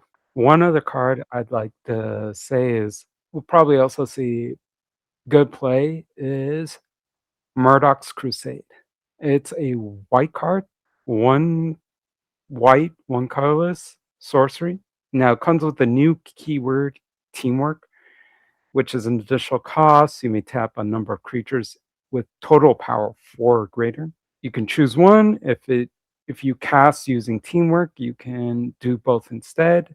Street Justice, exile target creature with toughness 4 or greater. And Legal Justice, exile target enchantment with value 4 or greater. Another common, the thing is, it has a modular effect. I've seen, like with Wizards, they're pushing a little bit more of those options. I am always happy to see that. I think it's always good value prospect. So we'll move on into blue, black, red, or Grixis. And to help us talk about the main 2 Grixis cards out there and which one takes the cake, we'll be joined by a special guest. A master at clickable content, spotting creative MTG gameplay options and hidden synergies a mile away, and already with great Marvel strategies on his channel, from Blackmagic EDH, it's Caleb. Hello, hello. Hey Caleb, good to have you here. Thanks, glad to be here. Alright Caleb, the first of your cards is Loki the Deceiver. Loki the Deceiver is 4 mana, 1 and Grixis colors for a 4/4 legendary creature, god, sorcerer, villain. When Loki attacks, you get to create a tapped and attacking token that's a copy of another target villain you control, except it's not legendary and an illusion in addition to its other types. You sacrifice that token at the beginning of the next end step. And when 1 or more villains you control deal combat damage to a player, you draw a card. I absolutely love this card, love its design. I'm huge into playing with different Grixis strategies and looking into the Grixis villains. Everybody's building Dr. Doom, and I was like, Doom is really cool, but which villain in this set kind of stands out to me aside from Doom? And what I really like about Loki is he allows you to kind of cheat your mana curve a little bit, because if you get Loki out, then whatever villain that you play on that next turn, maybe that's a 5-drop, maybe that's a 6-drop. Well, if you attack with Loki, you now have a tapped and attacking copy of that, able to get those combat damage triggers that we see on several villains from both this set and the Spider-Man set. Yeah, 100% Caleb. So that's exactly right. When it came to the pre-con, you had to choose between Doom or Loki. Loki had nothing to do with Connive. Right. It's very much about the villains matter strategy. Did that appeal more to you when looking at the pre-con? And are you taking this in the perspective of just pre-con commander versus pre-con commander, or is this for you, de facto villain commander, or even just Grixis, take it and run with it? Yeah, for me, it was more kind of that latter, the Grixis take it and run with it. I didn't really evaluate it, okay, which one runs the pre-con better, and I think that there's several great villain options between these, even Doc Ock and Norman Osborn, or even Prowler from the Spider-Man set. But this is kind of one I wanted to see, is there some cool things that we can do with that maybe aren't being explored? And in looking at that, that was kind of when I started to piece together that, okay, a lot of these villains do have really good ETB triggers, really good when this creature, when it deals combat damage triggers, and Loki is able to kind of cheat those, where Doom really more so leans into the connive, allowing you to get that consistent discard every turn. So I think 2 different flavors, depending on which direction you want to go with it there. Definitely. And if we're talking commanders, I feel Loki's gives himself an edge compared to some of those Yeah. other ones in that Loki gives you that draw focus as Right. well. I feel it's more and more important now to try to have that commander give you the ability to press your game forward and help you out when you're on the back step too. And Loki seems to have a 100%. really good formula there. Yeah. My hot take would be that I think as a commander, Loki is better than Doom solely because making non-legendary token copies of something is very strong, especially if you throw in something like the Master Multiplied from Doctor Who, and now you can keep those token copies around, and you're doing some pretty crazy stuff. Yeah, a lot of copy love in this Yes, set, so a lot people can run with. 100%. Sorry, folks, no Sultai choices, blue, black, green. So we'll move on into the color identity here for Teamer, which is blue, red, and green. And to help us out on that, we've got a couple special guests returning. All right, so Coop, what have you got for us? All right, so I got my boy, the strongest ever. We're going to make sure we point that out to the Thor lovers out here. Bruce Banner. On the front side, he's just a single blue. XX, you can tap him to draw X cards when they activate as a sorcery. But we don't really worry about that. We're worrying about the backside. That's 2 red, red, green, green for the Incredible Hulk. Has reach and trample and enrage. Whenever he is dealt damage, put a 1/1 counter on him. If he's attacking, untap him, and there's an additional combat phase. And he's an 8/8. Now, I'm I'm super hyped for this card. Like, I'm super hyped for him because the way I'm gonna build him, I'm going Voltron with him. I'm putting indestructible. I'm running, of course, Caltrops was one of the cards that kind of blew up when this guy was revealed. I'm constantly going to be pinging him, but he's indestructible. So I'm going to find ways to make my opponents have to block him. It's going to be definitely a toolboxy type list, but he has to live up to his name. He's an Incredible Hulk. Like, you're going to have to find a way to stop him. But the thing is, you won't be able to. Yeah, now, so the enrage ability seems really unique here. So as far as I'm reading it right, you need to time it correctly to ensure that the damage is dealt onto them when the attack is happening, right? This during combat, you're trying to get something instant, because if somebody's just saying they're going to take 8+ to the face, you say, well, hold on now, I want an extra combat, and you're just throwing a shock at them, something, just to get the ball rolling. Is that Yep. the game plan? That's the game plan starting off. But luckily, we know that it's not always going to happen that way. So we're going to have to run maybe a few tech pieces like Seize the Day, Full Throttle, just to squeeze in additional combat triggers, even if you don't have a card like Caltrops out. Also have a plan to run some smaller like burn spells, maybe like Shock, Lightning Bolt, things like that. Because if he is indestructible, we don't mind doing damage to him. What does green and what does blue give you for this one? So green just gives access to overrun effects. Also gives you access to ramp. I would want to ramp into this guy as quick as possible, because if say you get the Incredible Hulk out on turn 3 and everyone's just getting established, it's like, okay, what do we do? Blue can give us some evasion if we wanted to go that route as well. Having cards to give them flying. It's kind of thematic in a way with the Hulk being able to jump so far, so high, give him flying to in a turn. It kind of fits thematically. And then, of course, you have some of the best counter spells in the game. You have cards like Cyclonic Rift, which no one cares about. If you need to just get one swing in to take someone out the game, you just have access to blue is good. This is a very strong commander. I would argue, I've been told and corrected, because I didn't think he was strong at first, but he's pushing CDH, if not is CDH. Because access, the big part, like as strong as Hulk is on the back, the access to draw is phenomenal in any card. So if they can access infinite mana, which people will, they can draw out their decks and still do a Thassa's trigger. So it's just like, like you can lose to infinite draw combos, or you can lose to infinite combat combos. So it's like, But finding that sweet spot and pivoting, I don't think it's going to be too hard. A lot of people say it's going to be too hard. I don't think it's going to be too hard because you either draw out your deck, get access to all the pieces you need to run the other side of the banner, or you draw out your deck to win. So it's like it's a really, really, really strong commander. Yeah, and that's cool that you talked about that, because me just being in my Incredible Hulk brain, I only worried about the backside because I love anything that's just big and stompy. But honestly, utilizing that front side, because there's so many ways that you can just, build crazy resources and just, have artifacts on board. Even if I'm running like a small Voltron package, I mean, you can honestly put Urza in this list and then just make all your artifacts tap for blue, just dig for resources on the front side. And then when you're ready to flip, you can just flip them then, and then still have resources up to protect them. So that's definitely a good point that you pointed out for drawing the cards in the front. Yeah, like this and like Ironheart in the deck, just improvise for what is he improvise for? Let me see.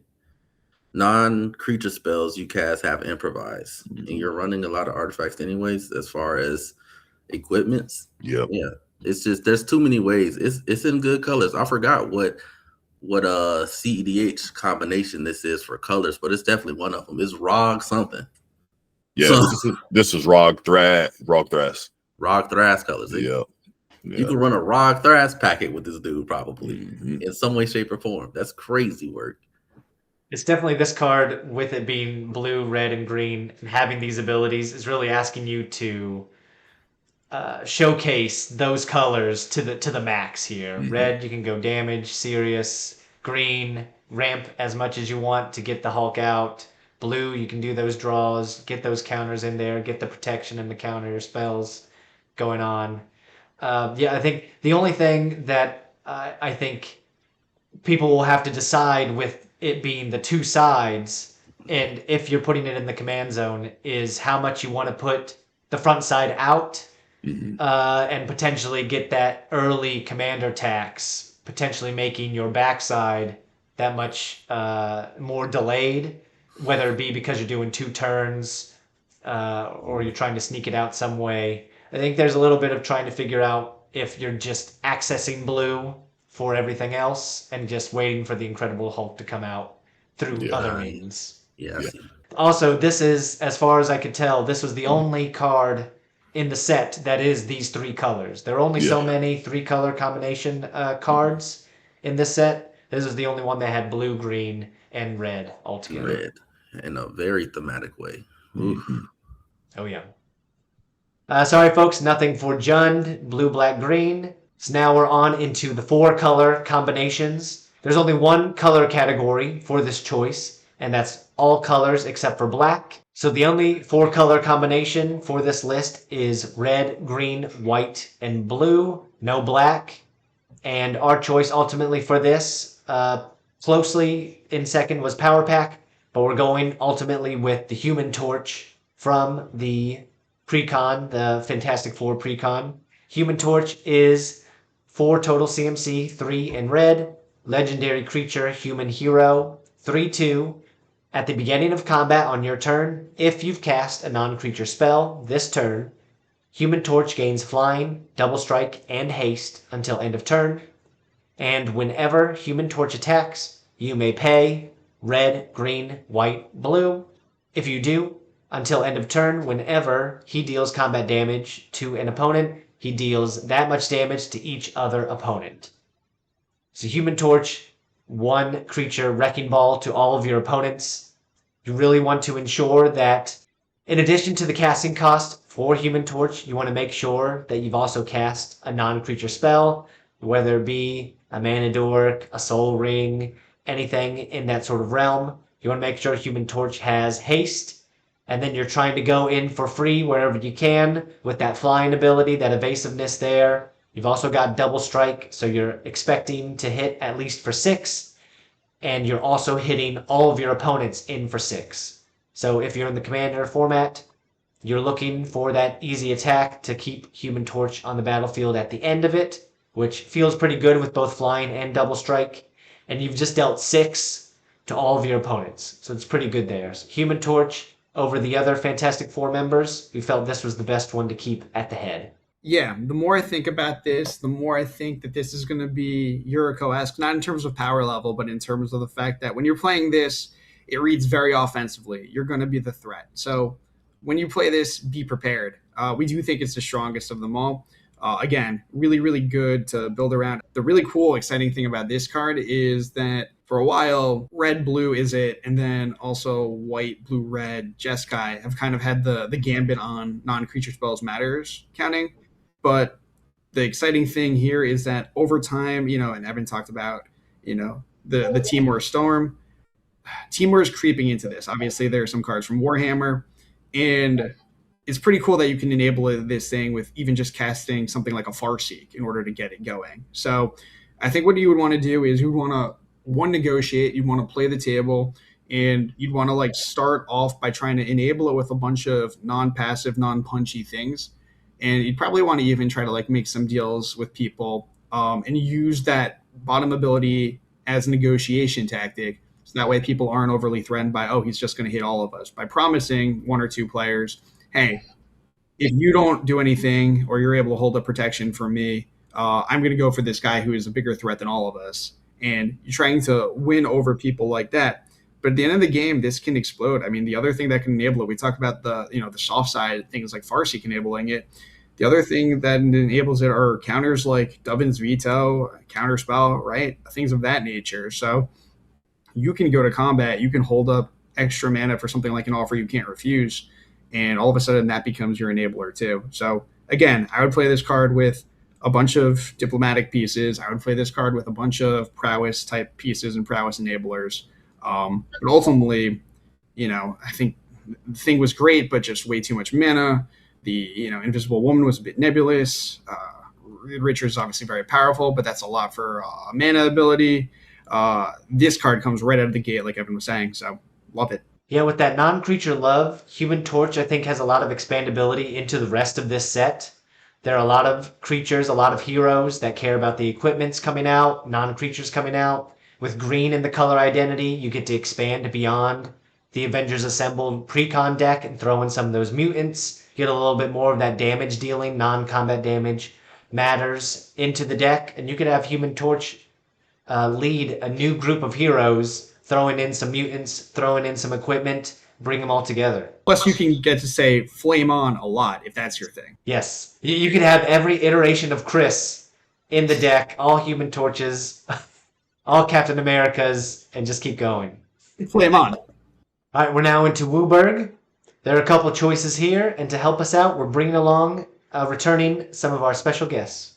All right, Super Scroll, 1 black scroll shapeshifter villain, has flying as a 4/5.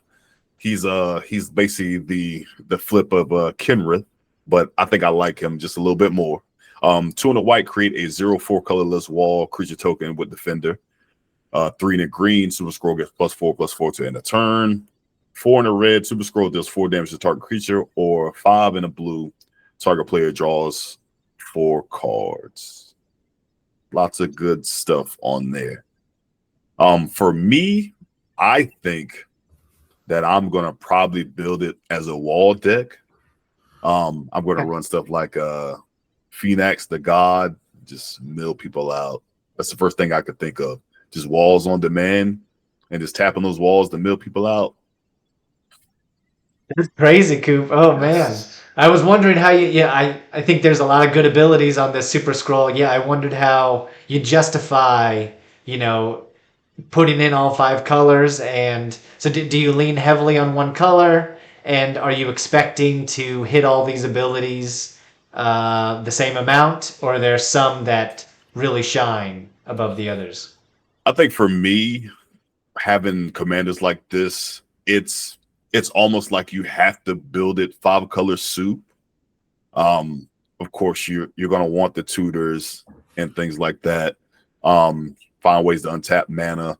I think there's a lot of little toolboxy pieces that you could put in here. One enchantment that I really love, if I'm running blue, Unstoppable Plan, just untapping all your non-land permanents. Seedborn Muse, of course, we know it's completely cracked of a card.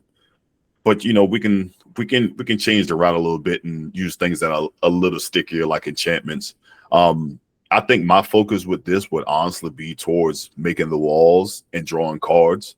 I don't really plan on having to pump Super Scroll because it has flying anyway, so it has enough evasion it can get over the top if I absolutely need to. It's good to just have the option there. But honestly, I think I would want to build it as like a mill deck, using the 5 and the blue to just dig for as many cards as I can just to mill my opponents out. Will it work? It might, because having access to 5 colors, people are going to try to figure out what does the deck do, and you can pace it at your own pace of how you want to do it. You can slowly set some things up, and the good thing about it, all this stuff is instant speed. So if someone swings something big at you, in response, you can create a wall, block with it. You know, a lot of little things. So I think I'm going to lean more towards the walls and drawing cards, mainly because I want to turn into a mill deck and just mill everybody out. All right, Ricky Coop, that's definitely a unique look on it. Ray, when you saw this one, what did you think? Training Grounds was the first card that came to mind. I was like, how do I make this cheaper? Okay, Training Grounds. And then it's not tapping it. So if I have some type of ley line to make all my mana any color, or like Chromatic Lantern or something like that. Yep. And this is just an end of a turn and I don't have anything to do, I can tap 4 whites and create 4/0/4 walls out of nowhere. So it's just like, that has crazy value. But now saying he's like spinning it as a mill deck, there's some, I mean, it has access to all the colors. So you could easily slide a Dusk Mantle Guild Mage in there with like a Mind Crank, or you can go Blood Chief Mind Crank. Like there's some mean stuff. You can put the Mind Skinner in there just for giggles. Like also the Brood goes crazy in the head, just making walls, just milling people out. Yeah. So there's definitely some mean stuff you can do with that if you go mill specifically. And then like I definitely think this can be one of the higher power decks, just because of the access to colors. Because you can definitely, this is one of those like, I got 3 Super Scroll decks. This is just like, why? Because I got 3 different type of builds with it. So it's like definitely a moneymaker for sure. Yeah. I definitely was looking at them too, but I was like, this will have me everywhere before I get anywhere type of build. That's exactly right. Yeah, I looked at it and I went, okay, you got a lot of black pips to start, like so you probably got to lean heavy into the black. This is there are one other card that we'll talk on when it comes to villains and 5 color synergies, but this is the other option as far as the 5 colors. So I'm like, okay, is this where people may go, let me take all the villains I care about and throw them all together potentially? For a lot of them, I felt this was maybe something more in the 99 of a 5 color deck versus, unless you've really got that Kenrith skill to take advantage of all those extra abilities, and you've got the mana sinks to continue to throw them in. This one I felt, I only have so much 5 color skill, so this one was a little tough to me.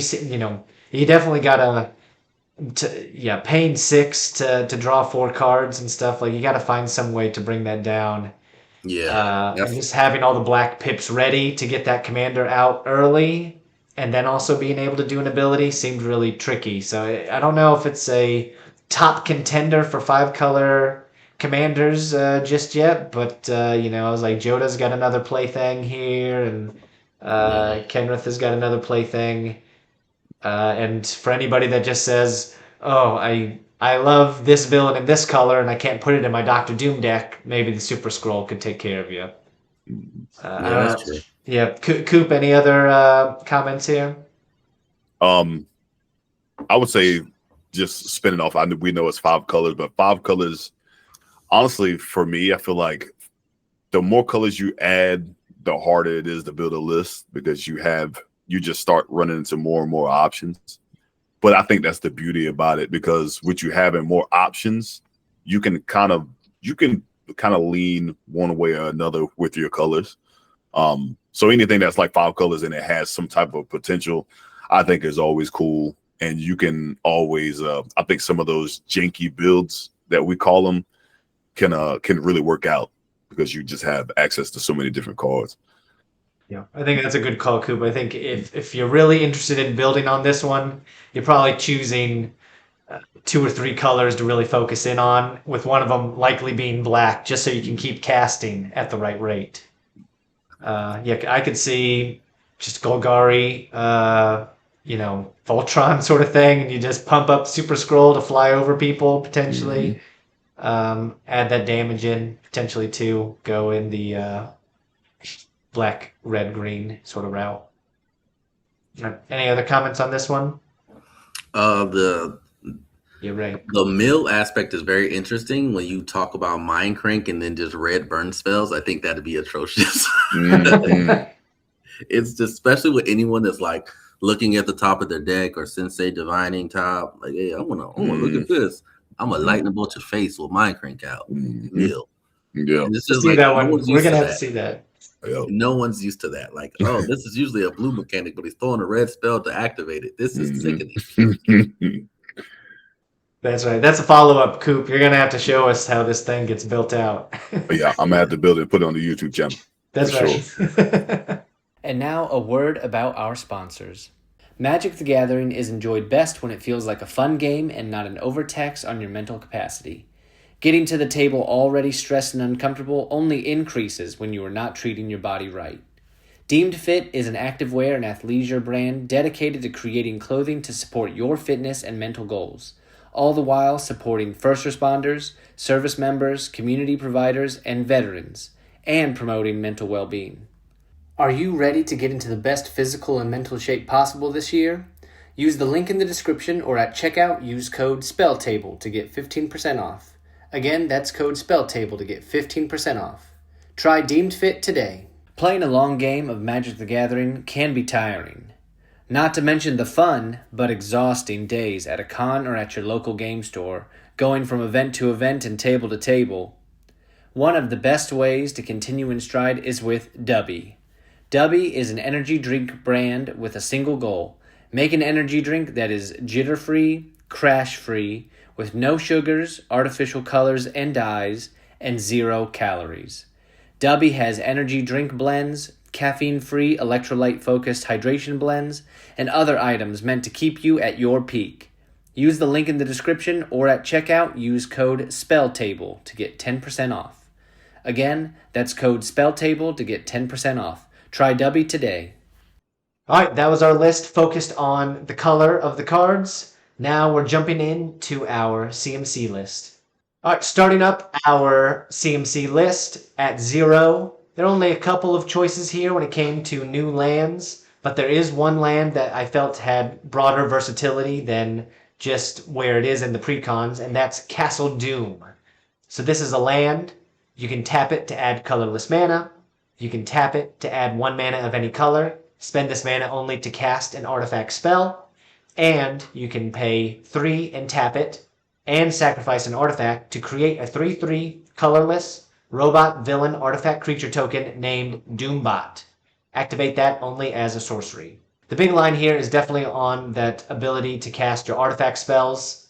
You can put this into any artifact deck, as it can tap for any color in that color identity. Additionally, I think there's an added ability here when you're in an artifact sack deck, and that is that last ability there. If you're in something like a Mishra Eminent One deck, in which you're creating the war form from the ability, ultimately is going to have to be sacrificed in the end. Why don't you use Castle Doom to instead turn it into a villain creature, a villain artifact creature token, which could potentially help for some of those artifact matters abilities that you have as well. So Castle Doom is what you make of it. Definitely, it's good in the Villain Matters deck, and now it's got some extra artifact powers tied on. If you're running an artifact deck, you are running this card probably. So good choice. Yep, it's sweet artwork. A lot of special effects to continue keeping that green smoke going in through all of the castle walls. Yeah, I just wish it was better in the Doom, the Villains Matter Commander deck with Doom at the home. This one was actually more contested than we thought, but at the end of the day, we're going with Pym Particles. It is 1 blue mana for a sorcery that reads, target creature gains Vigilance until end of turn and can't be blocked this turn. Draw a card. So the things we liked about this card, naturally there were some other ones. The elephant in the room is again the 5-color Nick Fury card that we spoke to earlier. But for the most part, that card is pretty vulnerable and doesn't do much if you're casting at 1 mana. So if you want bang for your buck for 1 mana, you're playing this. And here's what we like about this. We've talked about a bunch of cards like Echo this set that read similar to other cards in the past. One of the best ways to do card evaluation is to evaluate it compared to like cards that see play or don't see play. Very rarely do we get to talk about cards that see play and be able to say that a new card is a strictly better version of this. And basically, if you're running unblockable cantrips, which are quite popular, right? We mentioned Shadow Rift. Another card that you see that reads exactly like this, because they're both even at sorcery speed, is Enter the Enigma, right? Which is can't be blocked, draw a card. I was playing a game the other day in a bracket 3 game where I tutored for it and it won the game out of everything that I could have pulled in my bracket 3. So again, these things are super powerful because sometimes you just want the card draw, sometimes you just want the cast trigger, sometimes you want the elusivity, most times you want all 3. So the fact is that if you're running one or more of these cards, you're probably going to run all of them. But this is strictly better than Enter the Enigma, which gets play. And then the next thing I want to say is that it reads even better because we talk about cards like Shadow Rift and other cards that have this effect, but at instant speed.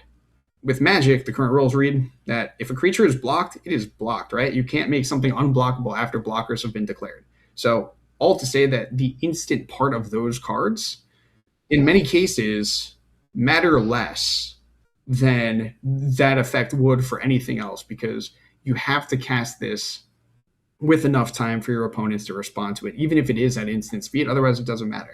So I think that that's huge. So at that point, it's not it depends in most cases between, do I want an instant speed version of this or do I want vigilance?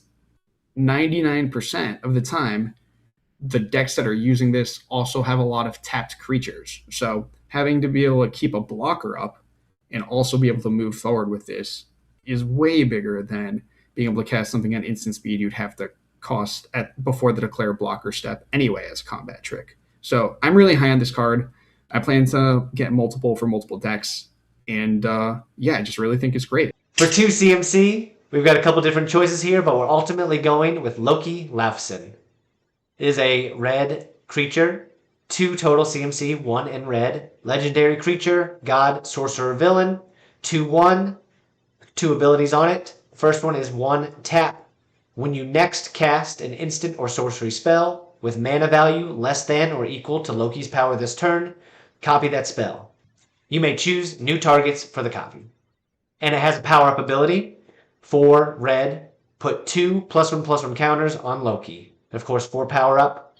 Power-up can only be activated once, and you can reduce the cost if Loki entered this turn. And that would be reduced by 1 in red. Okay, so with that main ability, the ability to copy instants or sorceries, at initial value, you're looking at all of your 2 CMC and less instants or sorceries, which does cover a large number.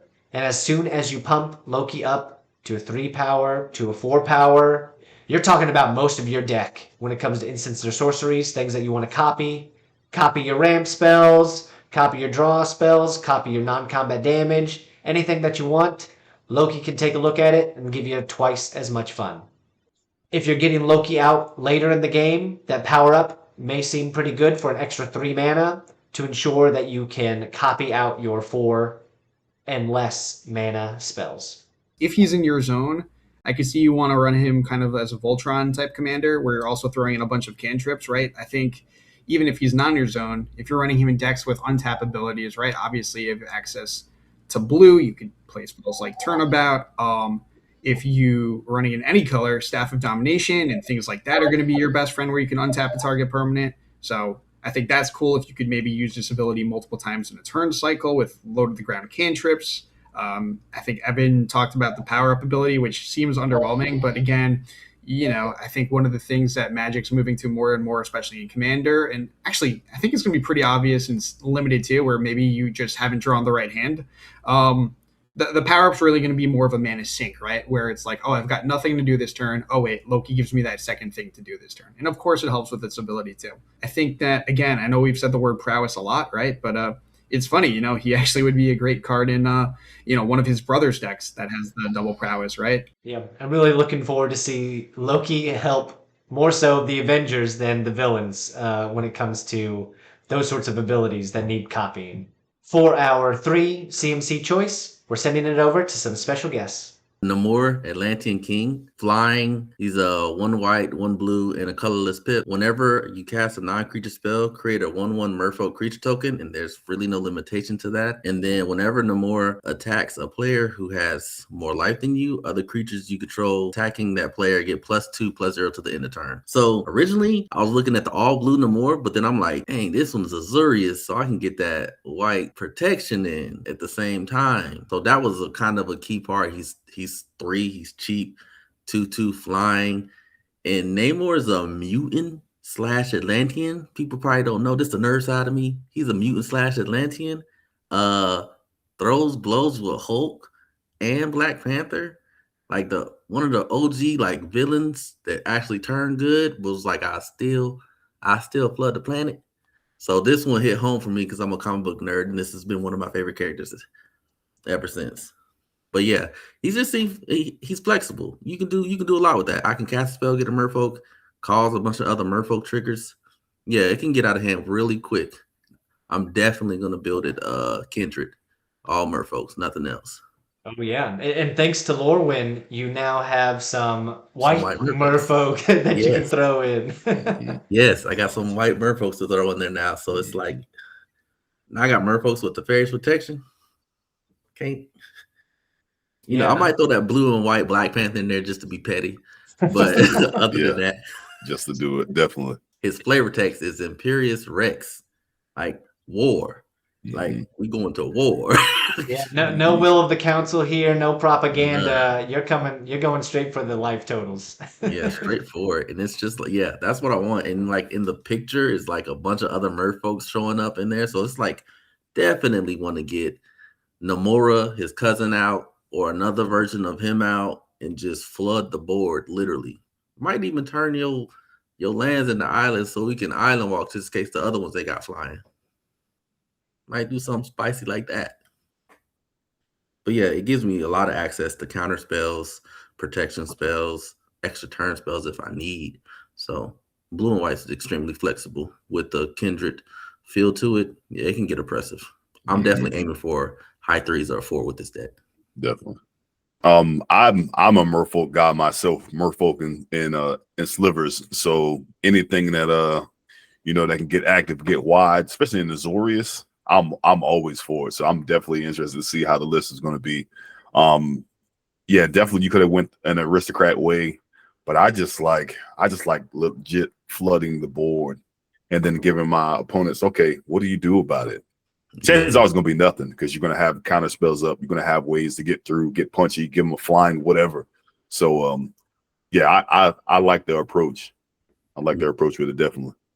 Yeah, exactly. With this, it's like TPing out 25 Merfolks to make somebody sick. Let's keep this train going. For 4 CMC, we're turning it over to a special guest. All right, Caleb, when you're ready, hit us with the training regimen. All right. Training Regiment is 3 and a green for an enchantment. It says creatures you control with 1/1 counters on them have trample. And at the beginning of combat on your turn, you put a 1/1 counter on target creature you control. Now, this is my pick for one of the best uncommon sleepers from this set. Something I haven't seen this card getting a lot of hype, but I was looking at it and it gives me part Innkeeper's Talent from Bloomburrow, part Sphere Grid from Final Fantasy. Innkeeper's Talent puts 1/1 counters, at least the first mode, puts 1/1 counters on your creatures at the beginning of combat. And then Sphere Grid kind of says, hey, if your creatures have 1/1 counters on them, it gives reach and trample. Now, this only gives trample. This is not necessarily better than either of those two cards, but I think in those decks where you're putting 1/1 counters on things, trample is an issue you run into. You start getting saying, hey, we've got these big creatures, but they can't connect because they don't have trample. Right. And this is the enabler for all of these strategies, because the turn that it comes down, yep, it's a 4-drop, but you can already have 2 or 3 creatures on board in your early turns.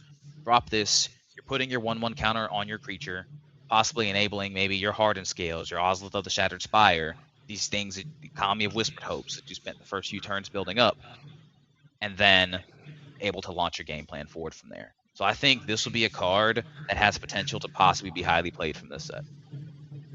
Yes, I think that's a great call. Excellent pointing of it being an uncommon, which means that it's got a lot of versatility, a lot of availability within a number of different decks and formats.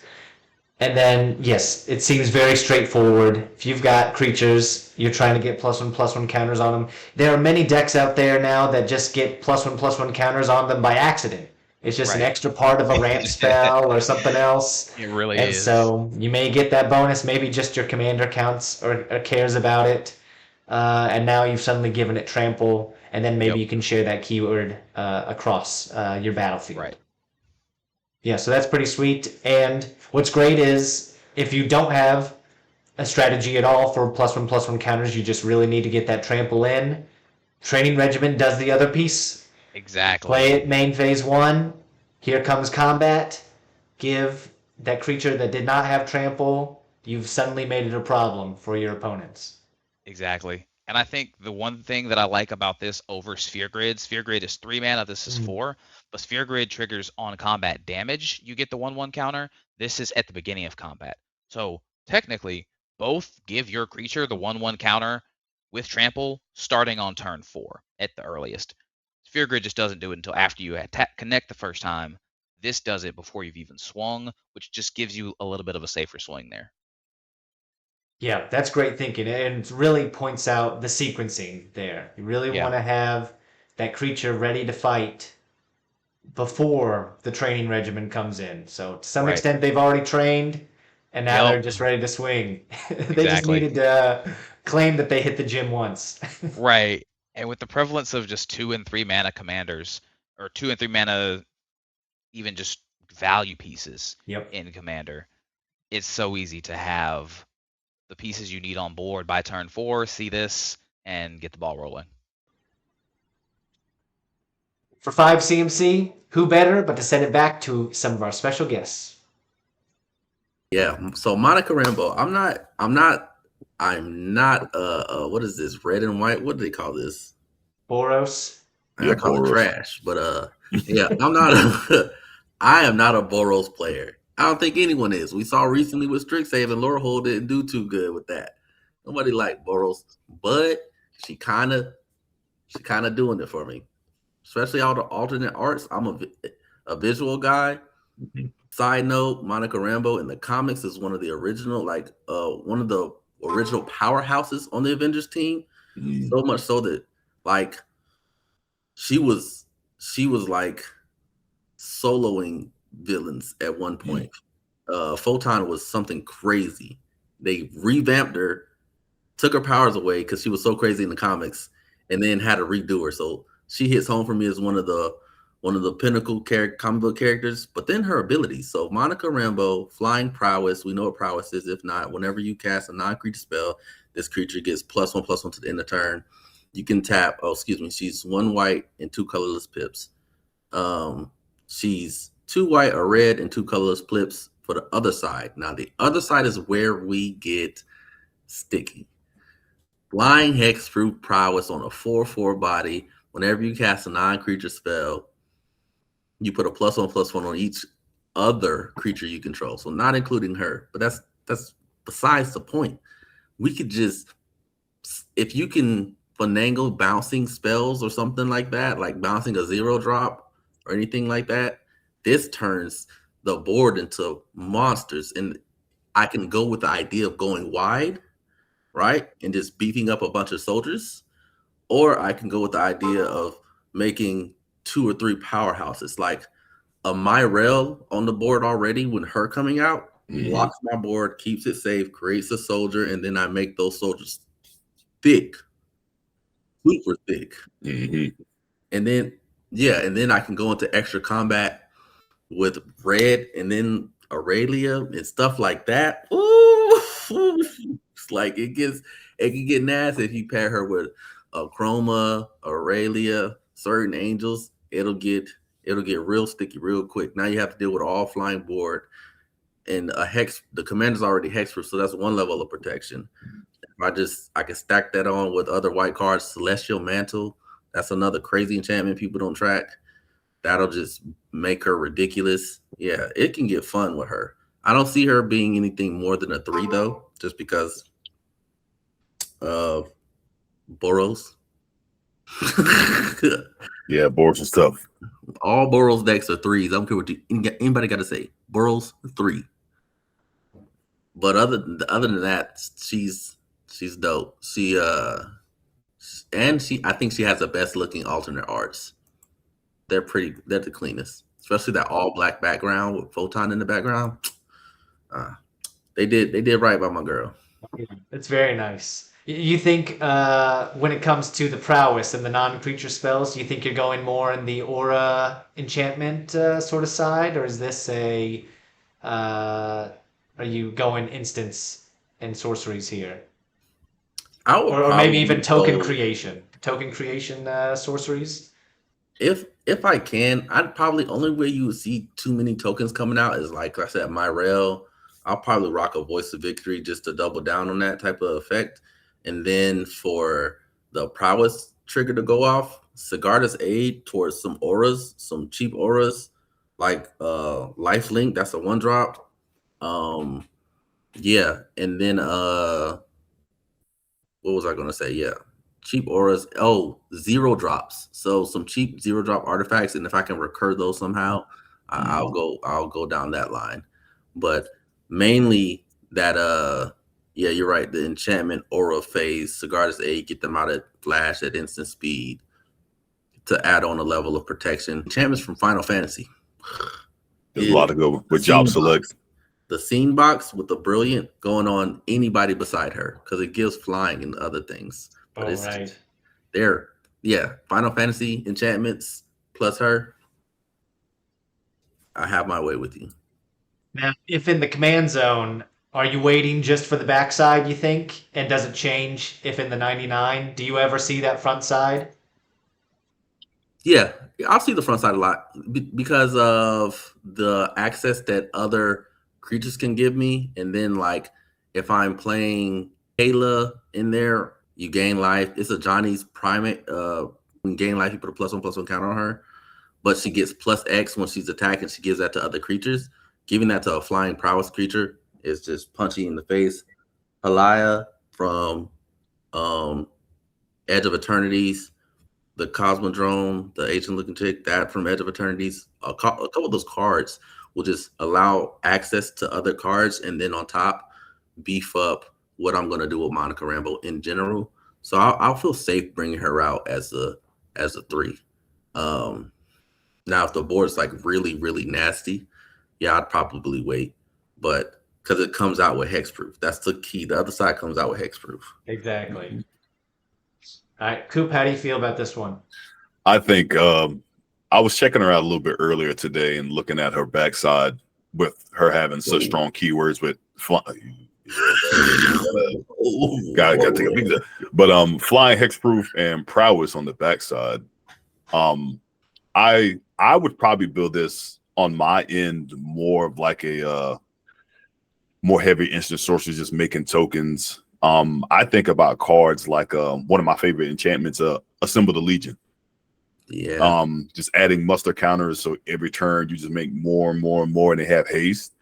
But then also running like big, like heavy enchantments like True Conviction, giving them double strike and lifelink, all your creatures double strike and lifelink. And then a card that comes to mind that I run in one of my Esper shells for my for heroes is Ordric Lunic Marshall. Oh yeah. So giving them all her keywords. Oh yes. And that not being restricted to just your combat, it's on everyone's combat to give your guys flying hexproof.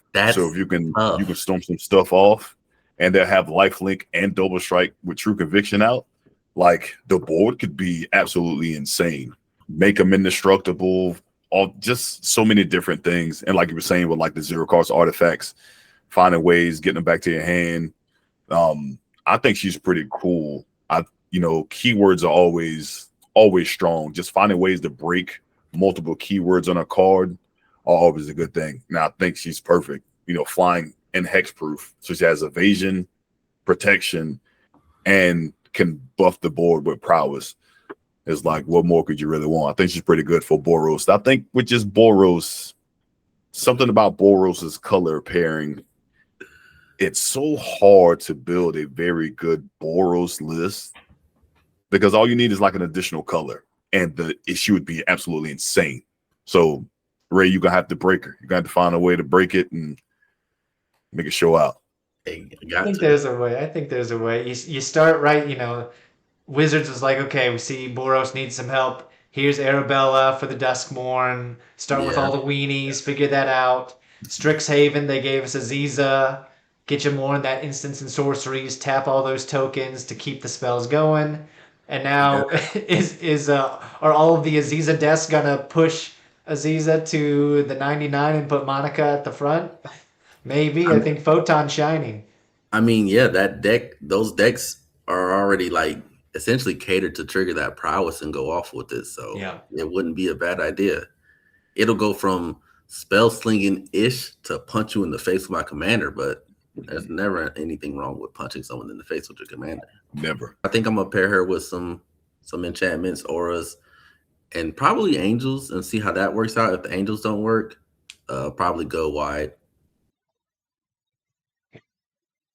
And for 6 CMC, one more time here, we're sending it back to one of our special guests. Okay, hit us with Earth's Mightiest Heroes. So, Earth's Mightiest Heroes is 4 green for a sorcery, and it uses the new mechanic from the set, Teamwork. So, as an additional cost to cast a spell, you can tap any number of creatures you control with total power of 5 or greater. You reveal the top 8 cards of your library, and you can put a creature from among them on the battlefield, rest into your graveyard. But if you use the Teamwork cost to cast a spell, you can put any number of creatures from among them onto the battlefield.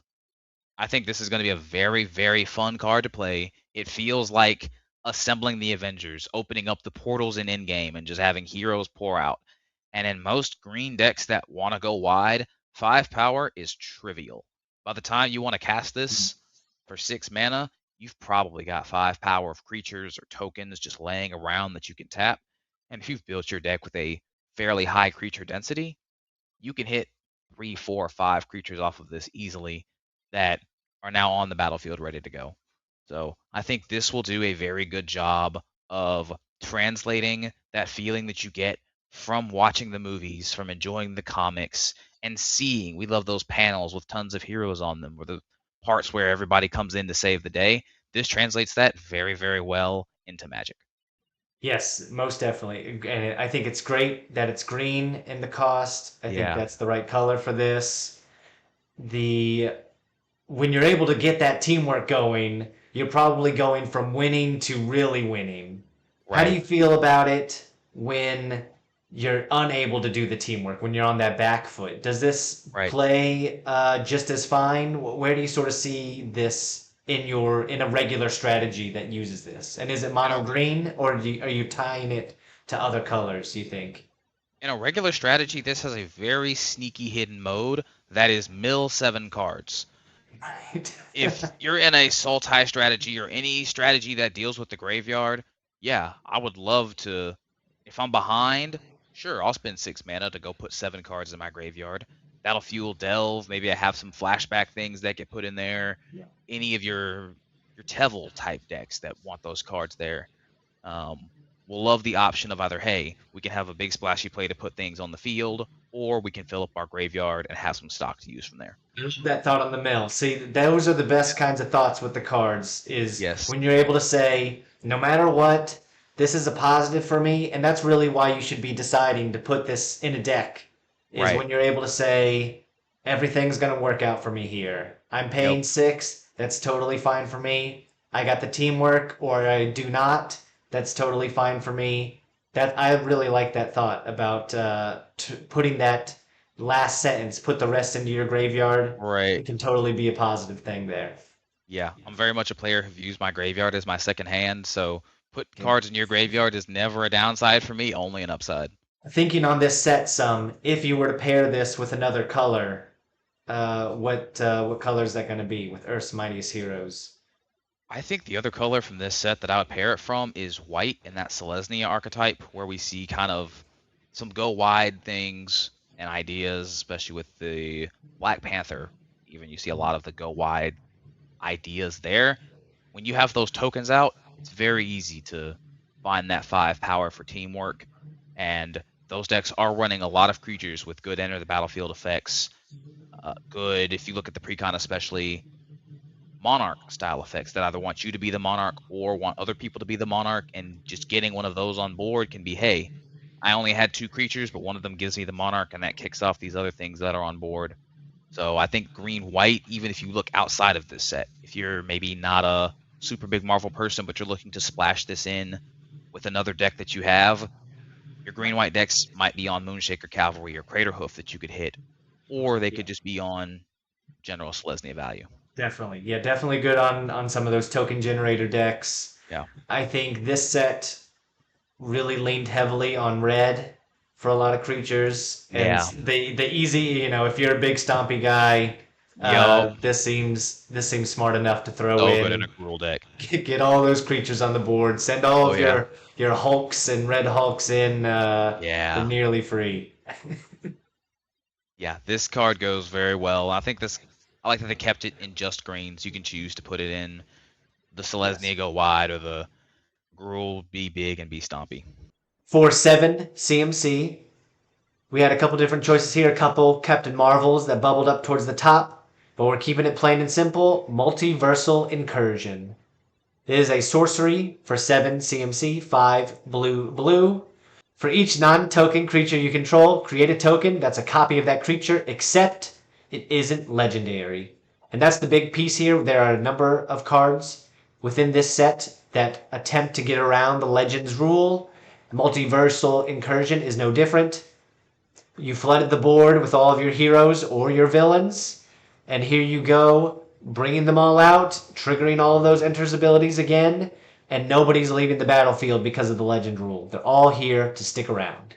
I mean, I think that this places an auto include in some spots, right? So I think that, I think it's number 5. Maybe I'm going to move it up to number 4 now if we check EDH Rec. But Yashola, this card is more than 3 CMC. But then on top of that, if you are running a go wide Yashola deck, then you could have everything be a Yashola ping, and you could basically win a game on the spot by just casting one other spell after that. I think that's a really cool spot for it. I think that one of the sneaky things that I'm looking to do is if I ever rebuild my Yuriko deck, which maybe I won't do, but if you could find ways to give this card flash, there are some devastating things you could do right at the tail end of combat, right? If you have a card, not even Yuriko, right? But if you have a card in any deck, really, where it has just a lethal combat trigger, right? Some of the things that when they deal combat damage, opponents are down to 1 life or lose the game. A lot of the times, the best card in your deck is your commander, and being able to copy multiple versions of that, this seems to be pretty good. Or copying a flyer, maybe the board is jammed and the only thing that's getting through is your flyer. This card has a lot of versatility. 7 mana is steep, but it's at that win the game level power if you put in the right deck with the right setup. All right, when it comes to 8 CMC, the 10 rings was definitely something of interest, but I'm actually going to cheat a little bit and talk about Hulk Gamma Goliath. This is considering the power-up ability, doing that casting cost, which is 3 red-green, and adding on the power-up ability at the same time. So, let me read this all out. Hulk Gamma Goliath, for 3 green and red. You've got a legendary creature, Gamma Berserker Hero, 6/5, with reach and trample. Power-up abilities of other creatures you control, cast 3 less to activate. And then getting that power up, which is 6 red and green, you can put 5 +1/+1 counters on Hulk. So you activate the power up only once, and you can reduce the cost by the mana cost if Hulk entered this turn. So ultimately, I believe you are attempting to pay the 8 if Hulk is in your 99. You can pay that 5 and worry about getting the 5 +1/+1 counters later on if you want. But I think it was really interesting thinking about just the sheer power of being able to pay 8 and get an 11/10 reach trample creature on the battlefield. Hulk can do some serious damage. If you do have some ability to get some haste on there, that late in the game or whenever you're really able to get that much mana, Hulk's doing some serious damage to the board. This is a power-up ability with staying power, unlike a lot of the other ones. Okay, so we've been trying to balance playing the sexy cards that everyone's talking about versus playing things that we think are going to actually be useful that haven't been beaten to death by discourse. So obviously the world's talking about Galactus very much the same way they were talking about the Mind Stone and Mjolnir, but we think that the card that we're going to see in far more decks is the Panther Robot. It's less powerful than Galactus, but it's going to work in any artifact decks or maybe even other cat decks that have ways to cheat this out. But it is a 10 mana colorless card. It's an artifact creature, cat robot, that has affinity for artifacts and reach and trample. So the cool thing about this card is that in decks with 10 or more artifacts out, which in artifact decks, it's probably going to be all of them at least one every 2 or 3 times you're playing. Otherwise, you're probably playing your artifact deck wrong. This could be a 0 mana card, and reach and trample are pretty powerful. I know that there's someone staring across from me during this conversation who would automatically be giving this thing menace with his commander, Urza, but there's a lot of different ways to add other keywords on top of the reach and trample. And, with the slim pickings, Galactus is obviously super powerful. Galactus obviously has a great ETB effect, right? But, unless you're cheating it out, then it's going to be somewhat limited. Naturally, it's better with Silver Surfer, which, if you've seen our pick predictions, we came so close on Silver Surfer. Let us just say, got to put it out there. The other Silver Surfer and Galactus wasn't out yet, so we worked with what we could. But that being said, it's a powerful card. It seems a bit more one-dimensional. It seems a little tougher to get out there. If you're building a deck around Galactus and Surfer, then great. You know what I mean? Then it's probably something that you'll get out. It'll probably be one of the best cards in your deck. But if either piece is missing, they're not as good without each other. And then on top of that, Panther Robot is good in basically every artifact deck, which is one of the most popular typals in the game. All right, so as far as original cards within this set, 10 CMC is where we cap. Galactus and the Panther Robot are at the upper echelon for our CMC. So now we're set to talk on what we think are the best, most original commanders that jumped out at us. When it comes to an interesting build, young Avenger fans rejoice, and mono red burn spell commanders rejoice because you've got Hawkeye, young Avenger. For 4 total CMC, 3 in red, you've got a legendary creature, human archer hero. 2/4 with reach. If a source you control would deal non-combat damage to an opponent or a permanent an opponent controls, instead it deals that much damage plus X, where X is Hawkeye's power. So the main thing here is that finally all of those puny pinging spells that have some other extra ability on there, I'm talking your flick of coins, your playful shoves, that are just dealing 1 damage, but the main thing there was drawing a card. Now they're at least dealing 3 damage. So each of these cards is at least a lightning bolt. Your lightning bolts are dealing 5 damage. Same with your lightning strikes. Suddenly, these spells that were just doing a little damage are now taking out basically anything on the board. And if you're setting them directly at the face as well, and there are plenty of cards here that are focused on dealing that damage multiplied. Hawkeye is doing a lot of serious damage here. You're, of course, coupling it with a couple of those. Ixalan has a god that makes all the spells count as 4, or whatever its power is, and then it's counting on top of that. And then I would say what's maybe an interesting take on this, too, is that Hawkeye can lead with a deck that has something like Red Hulk in there, some of those ones that care about getting some damage dealt on it to then build about extra abilities and synergies.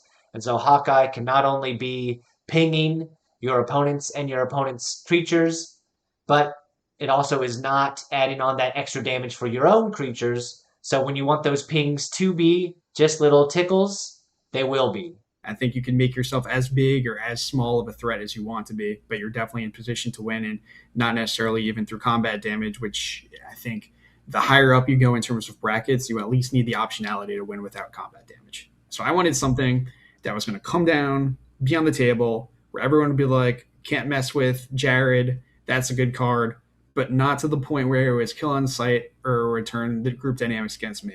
So I went with Thor, God of Thunder. Thor, God of Thunder is a 3/2 red commander that is a legendary creature, God, Warrior, Hero, so again, great types, and a 5/5 with flying.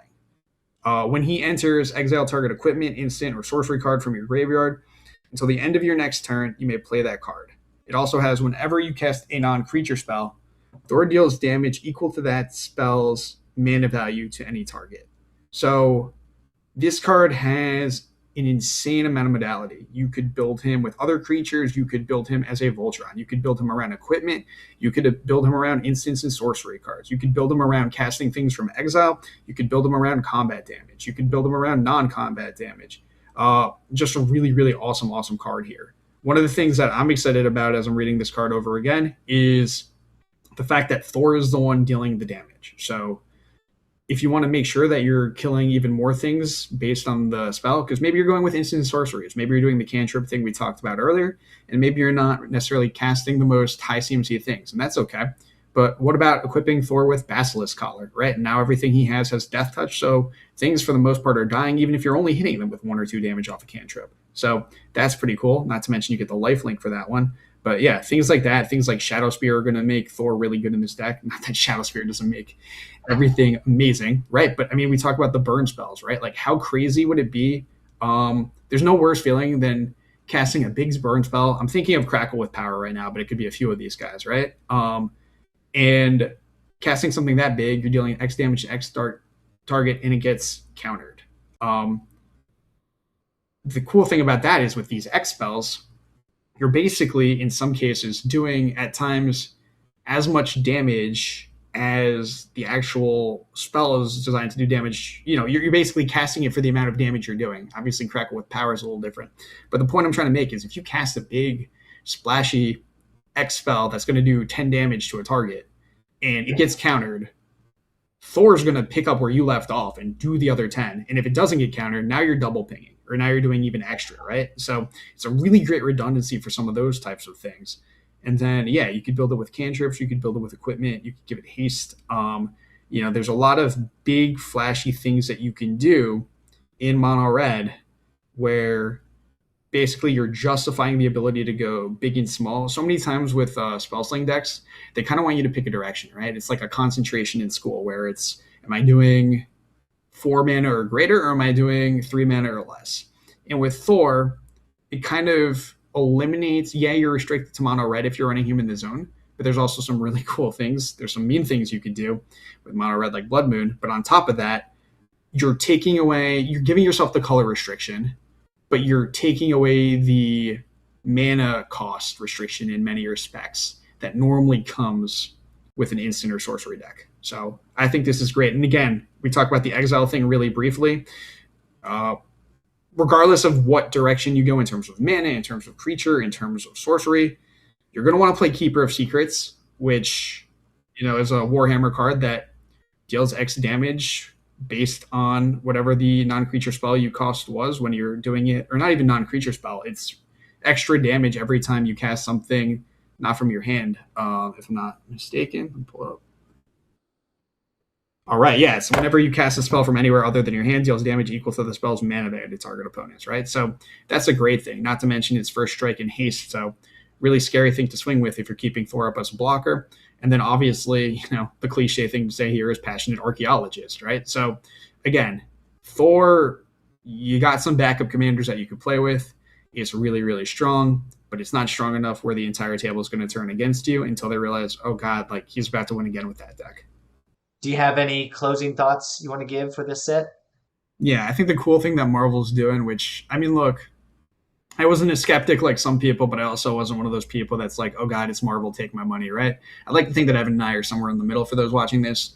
And, you know, my thing is that they've done so much, like Evan talked about earlier, non-creatures matter stuff, where I think it would have been really easy for them. And you've seen the cards that we've pseudo-invented or proposed with some of our previous segments, but so tempting to just creature. So the non-creature focus of cards like Thor and the artifact focus of Jane Foster and some of the ones with the Fantastic Four, Marvel's really done a good job in terms of like keeping those kind of more mythological elements alive, even if the setting is New York City at times. So look forward to see where it's going.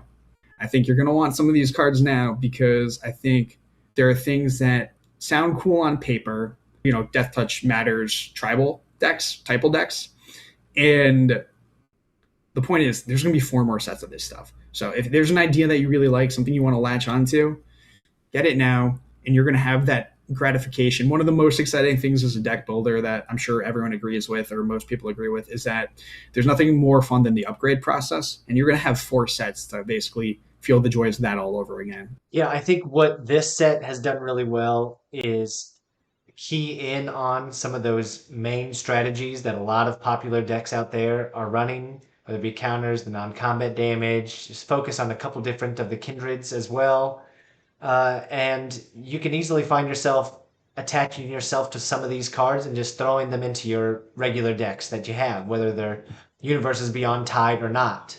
So I think that's really good when you're able to, whether you care about the characters or not, know the stories, read the comics, you can find cards here and go, oh, well, I know what it's talking about. I know that's synergy. I know that strategy. So I'll just throw it into the 99 of this deck that already was good, but now it gets a little better. All right, congratulations. You've made it to the end of the video. If you jumped straight to this chapter because you need the speed run through, this is going to be us showing the cards that we thought were of a special interest, and they're just going to be shown one after the other. And if you made it all the way to the end of the video and you saw all the banter, stick around and check that out. Get yourself a quick recap. Thanks so much for joining in. We really appreciate it. We love doing these set reviews. Thanks definitely to our special guests. It was great having you on. For those that weren't able to join in, they were blipped just at the last second. We're hoping to see you at a later time. Please reach out and we'll do some reaching out as well. We very much enjoyed this. On behalf of Jared and me, thanks so much. This was Spell Table Showcase MTG, and we'll see you next time. Molecule Man, Matt Murdock, Justice Seeker. Echo, Perceptive, Prodigy. M.O.D.O.K, M.O.D.O.K. Mjolnir, Hammer of Thor. Medusa, Inhuman Queen. The Mighty Thor, Jane Foster. Black Widow, Double Agent. Black Widow, Agile Avenger. Storm, Windrider. Taskmaster, Mercenary Mimic. Scarlet Witch, Chaotic Avenger. The Astonishing Ant-Man. Ares, God of War. The Serpent Society. Wolverine, Fierce Fighter. Director Nick Fury. The Mad Titan Thanos. Hawkeye's Bow, Call Damage Control, Murdock's Crusade, Loki the Deceiver, Bruce Banner. The Human Torch. Super Scroll. Castle Doom. Pym Particles. Loki Laufeyson. Namor, Atlantean King. Training Regiment, Monica Rambeau. Earth's Mightiest Heroes as Multiversal Incursion. Hulk, Gamma Goliath. He's the Panther Robot. Hawkeye, Young Avenger. Thor, God of Thunder.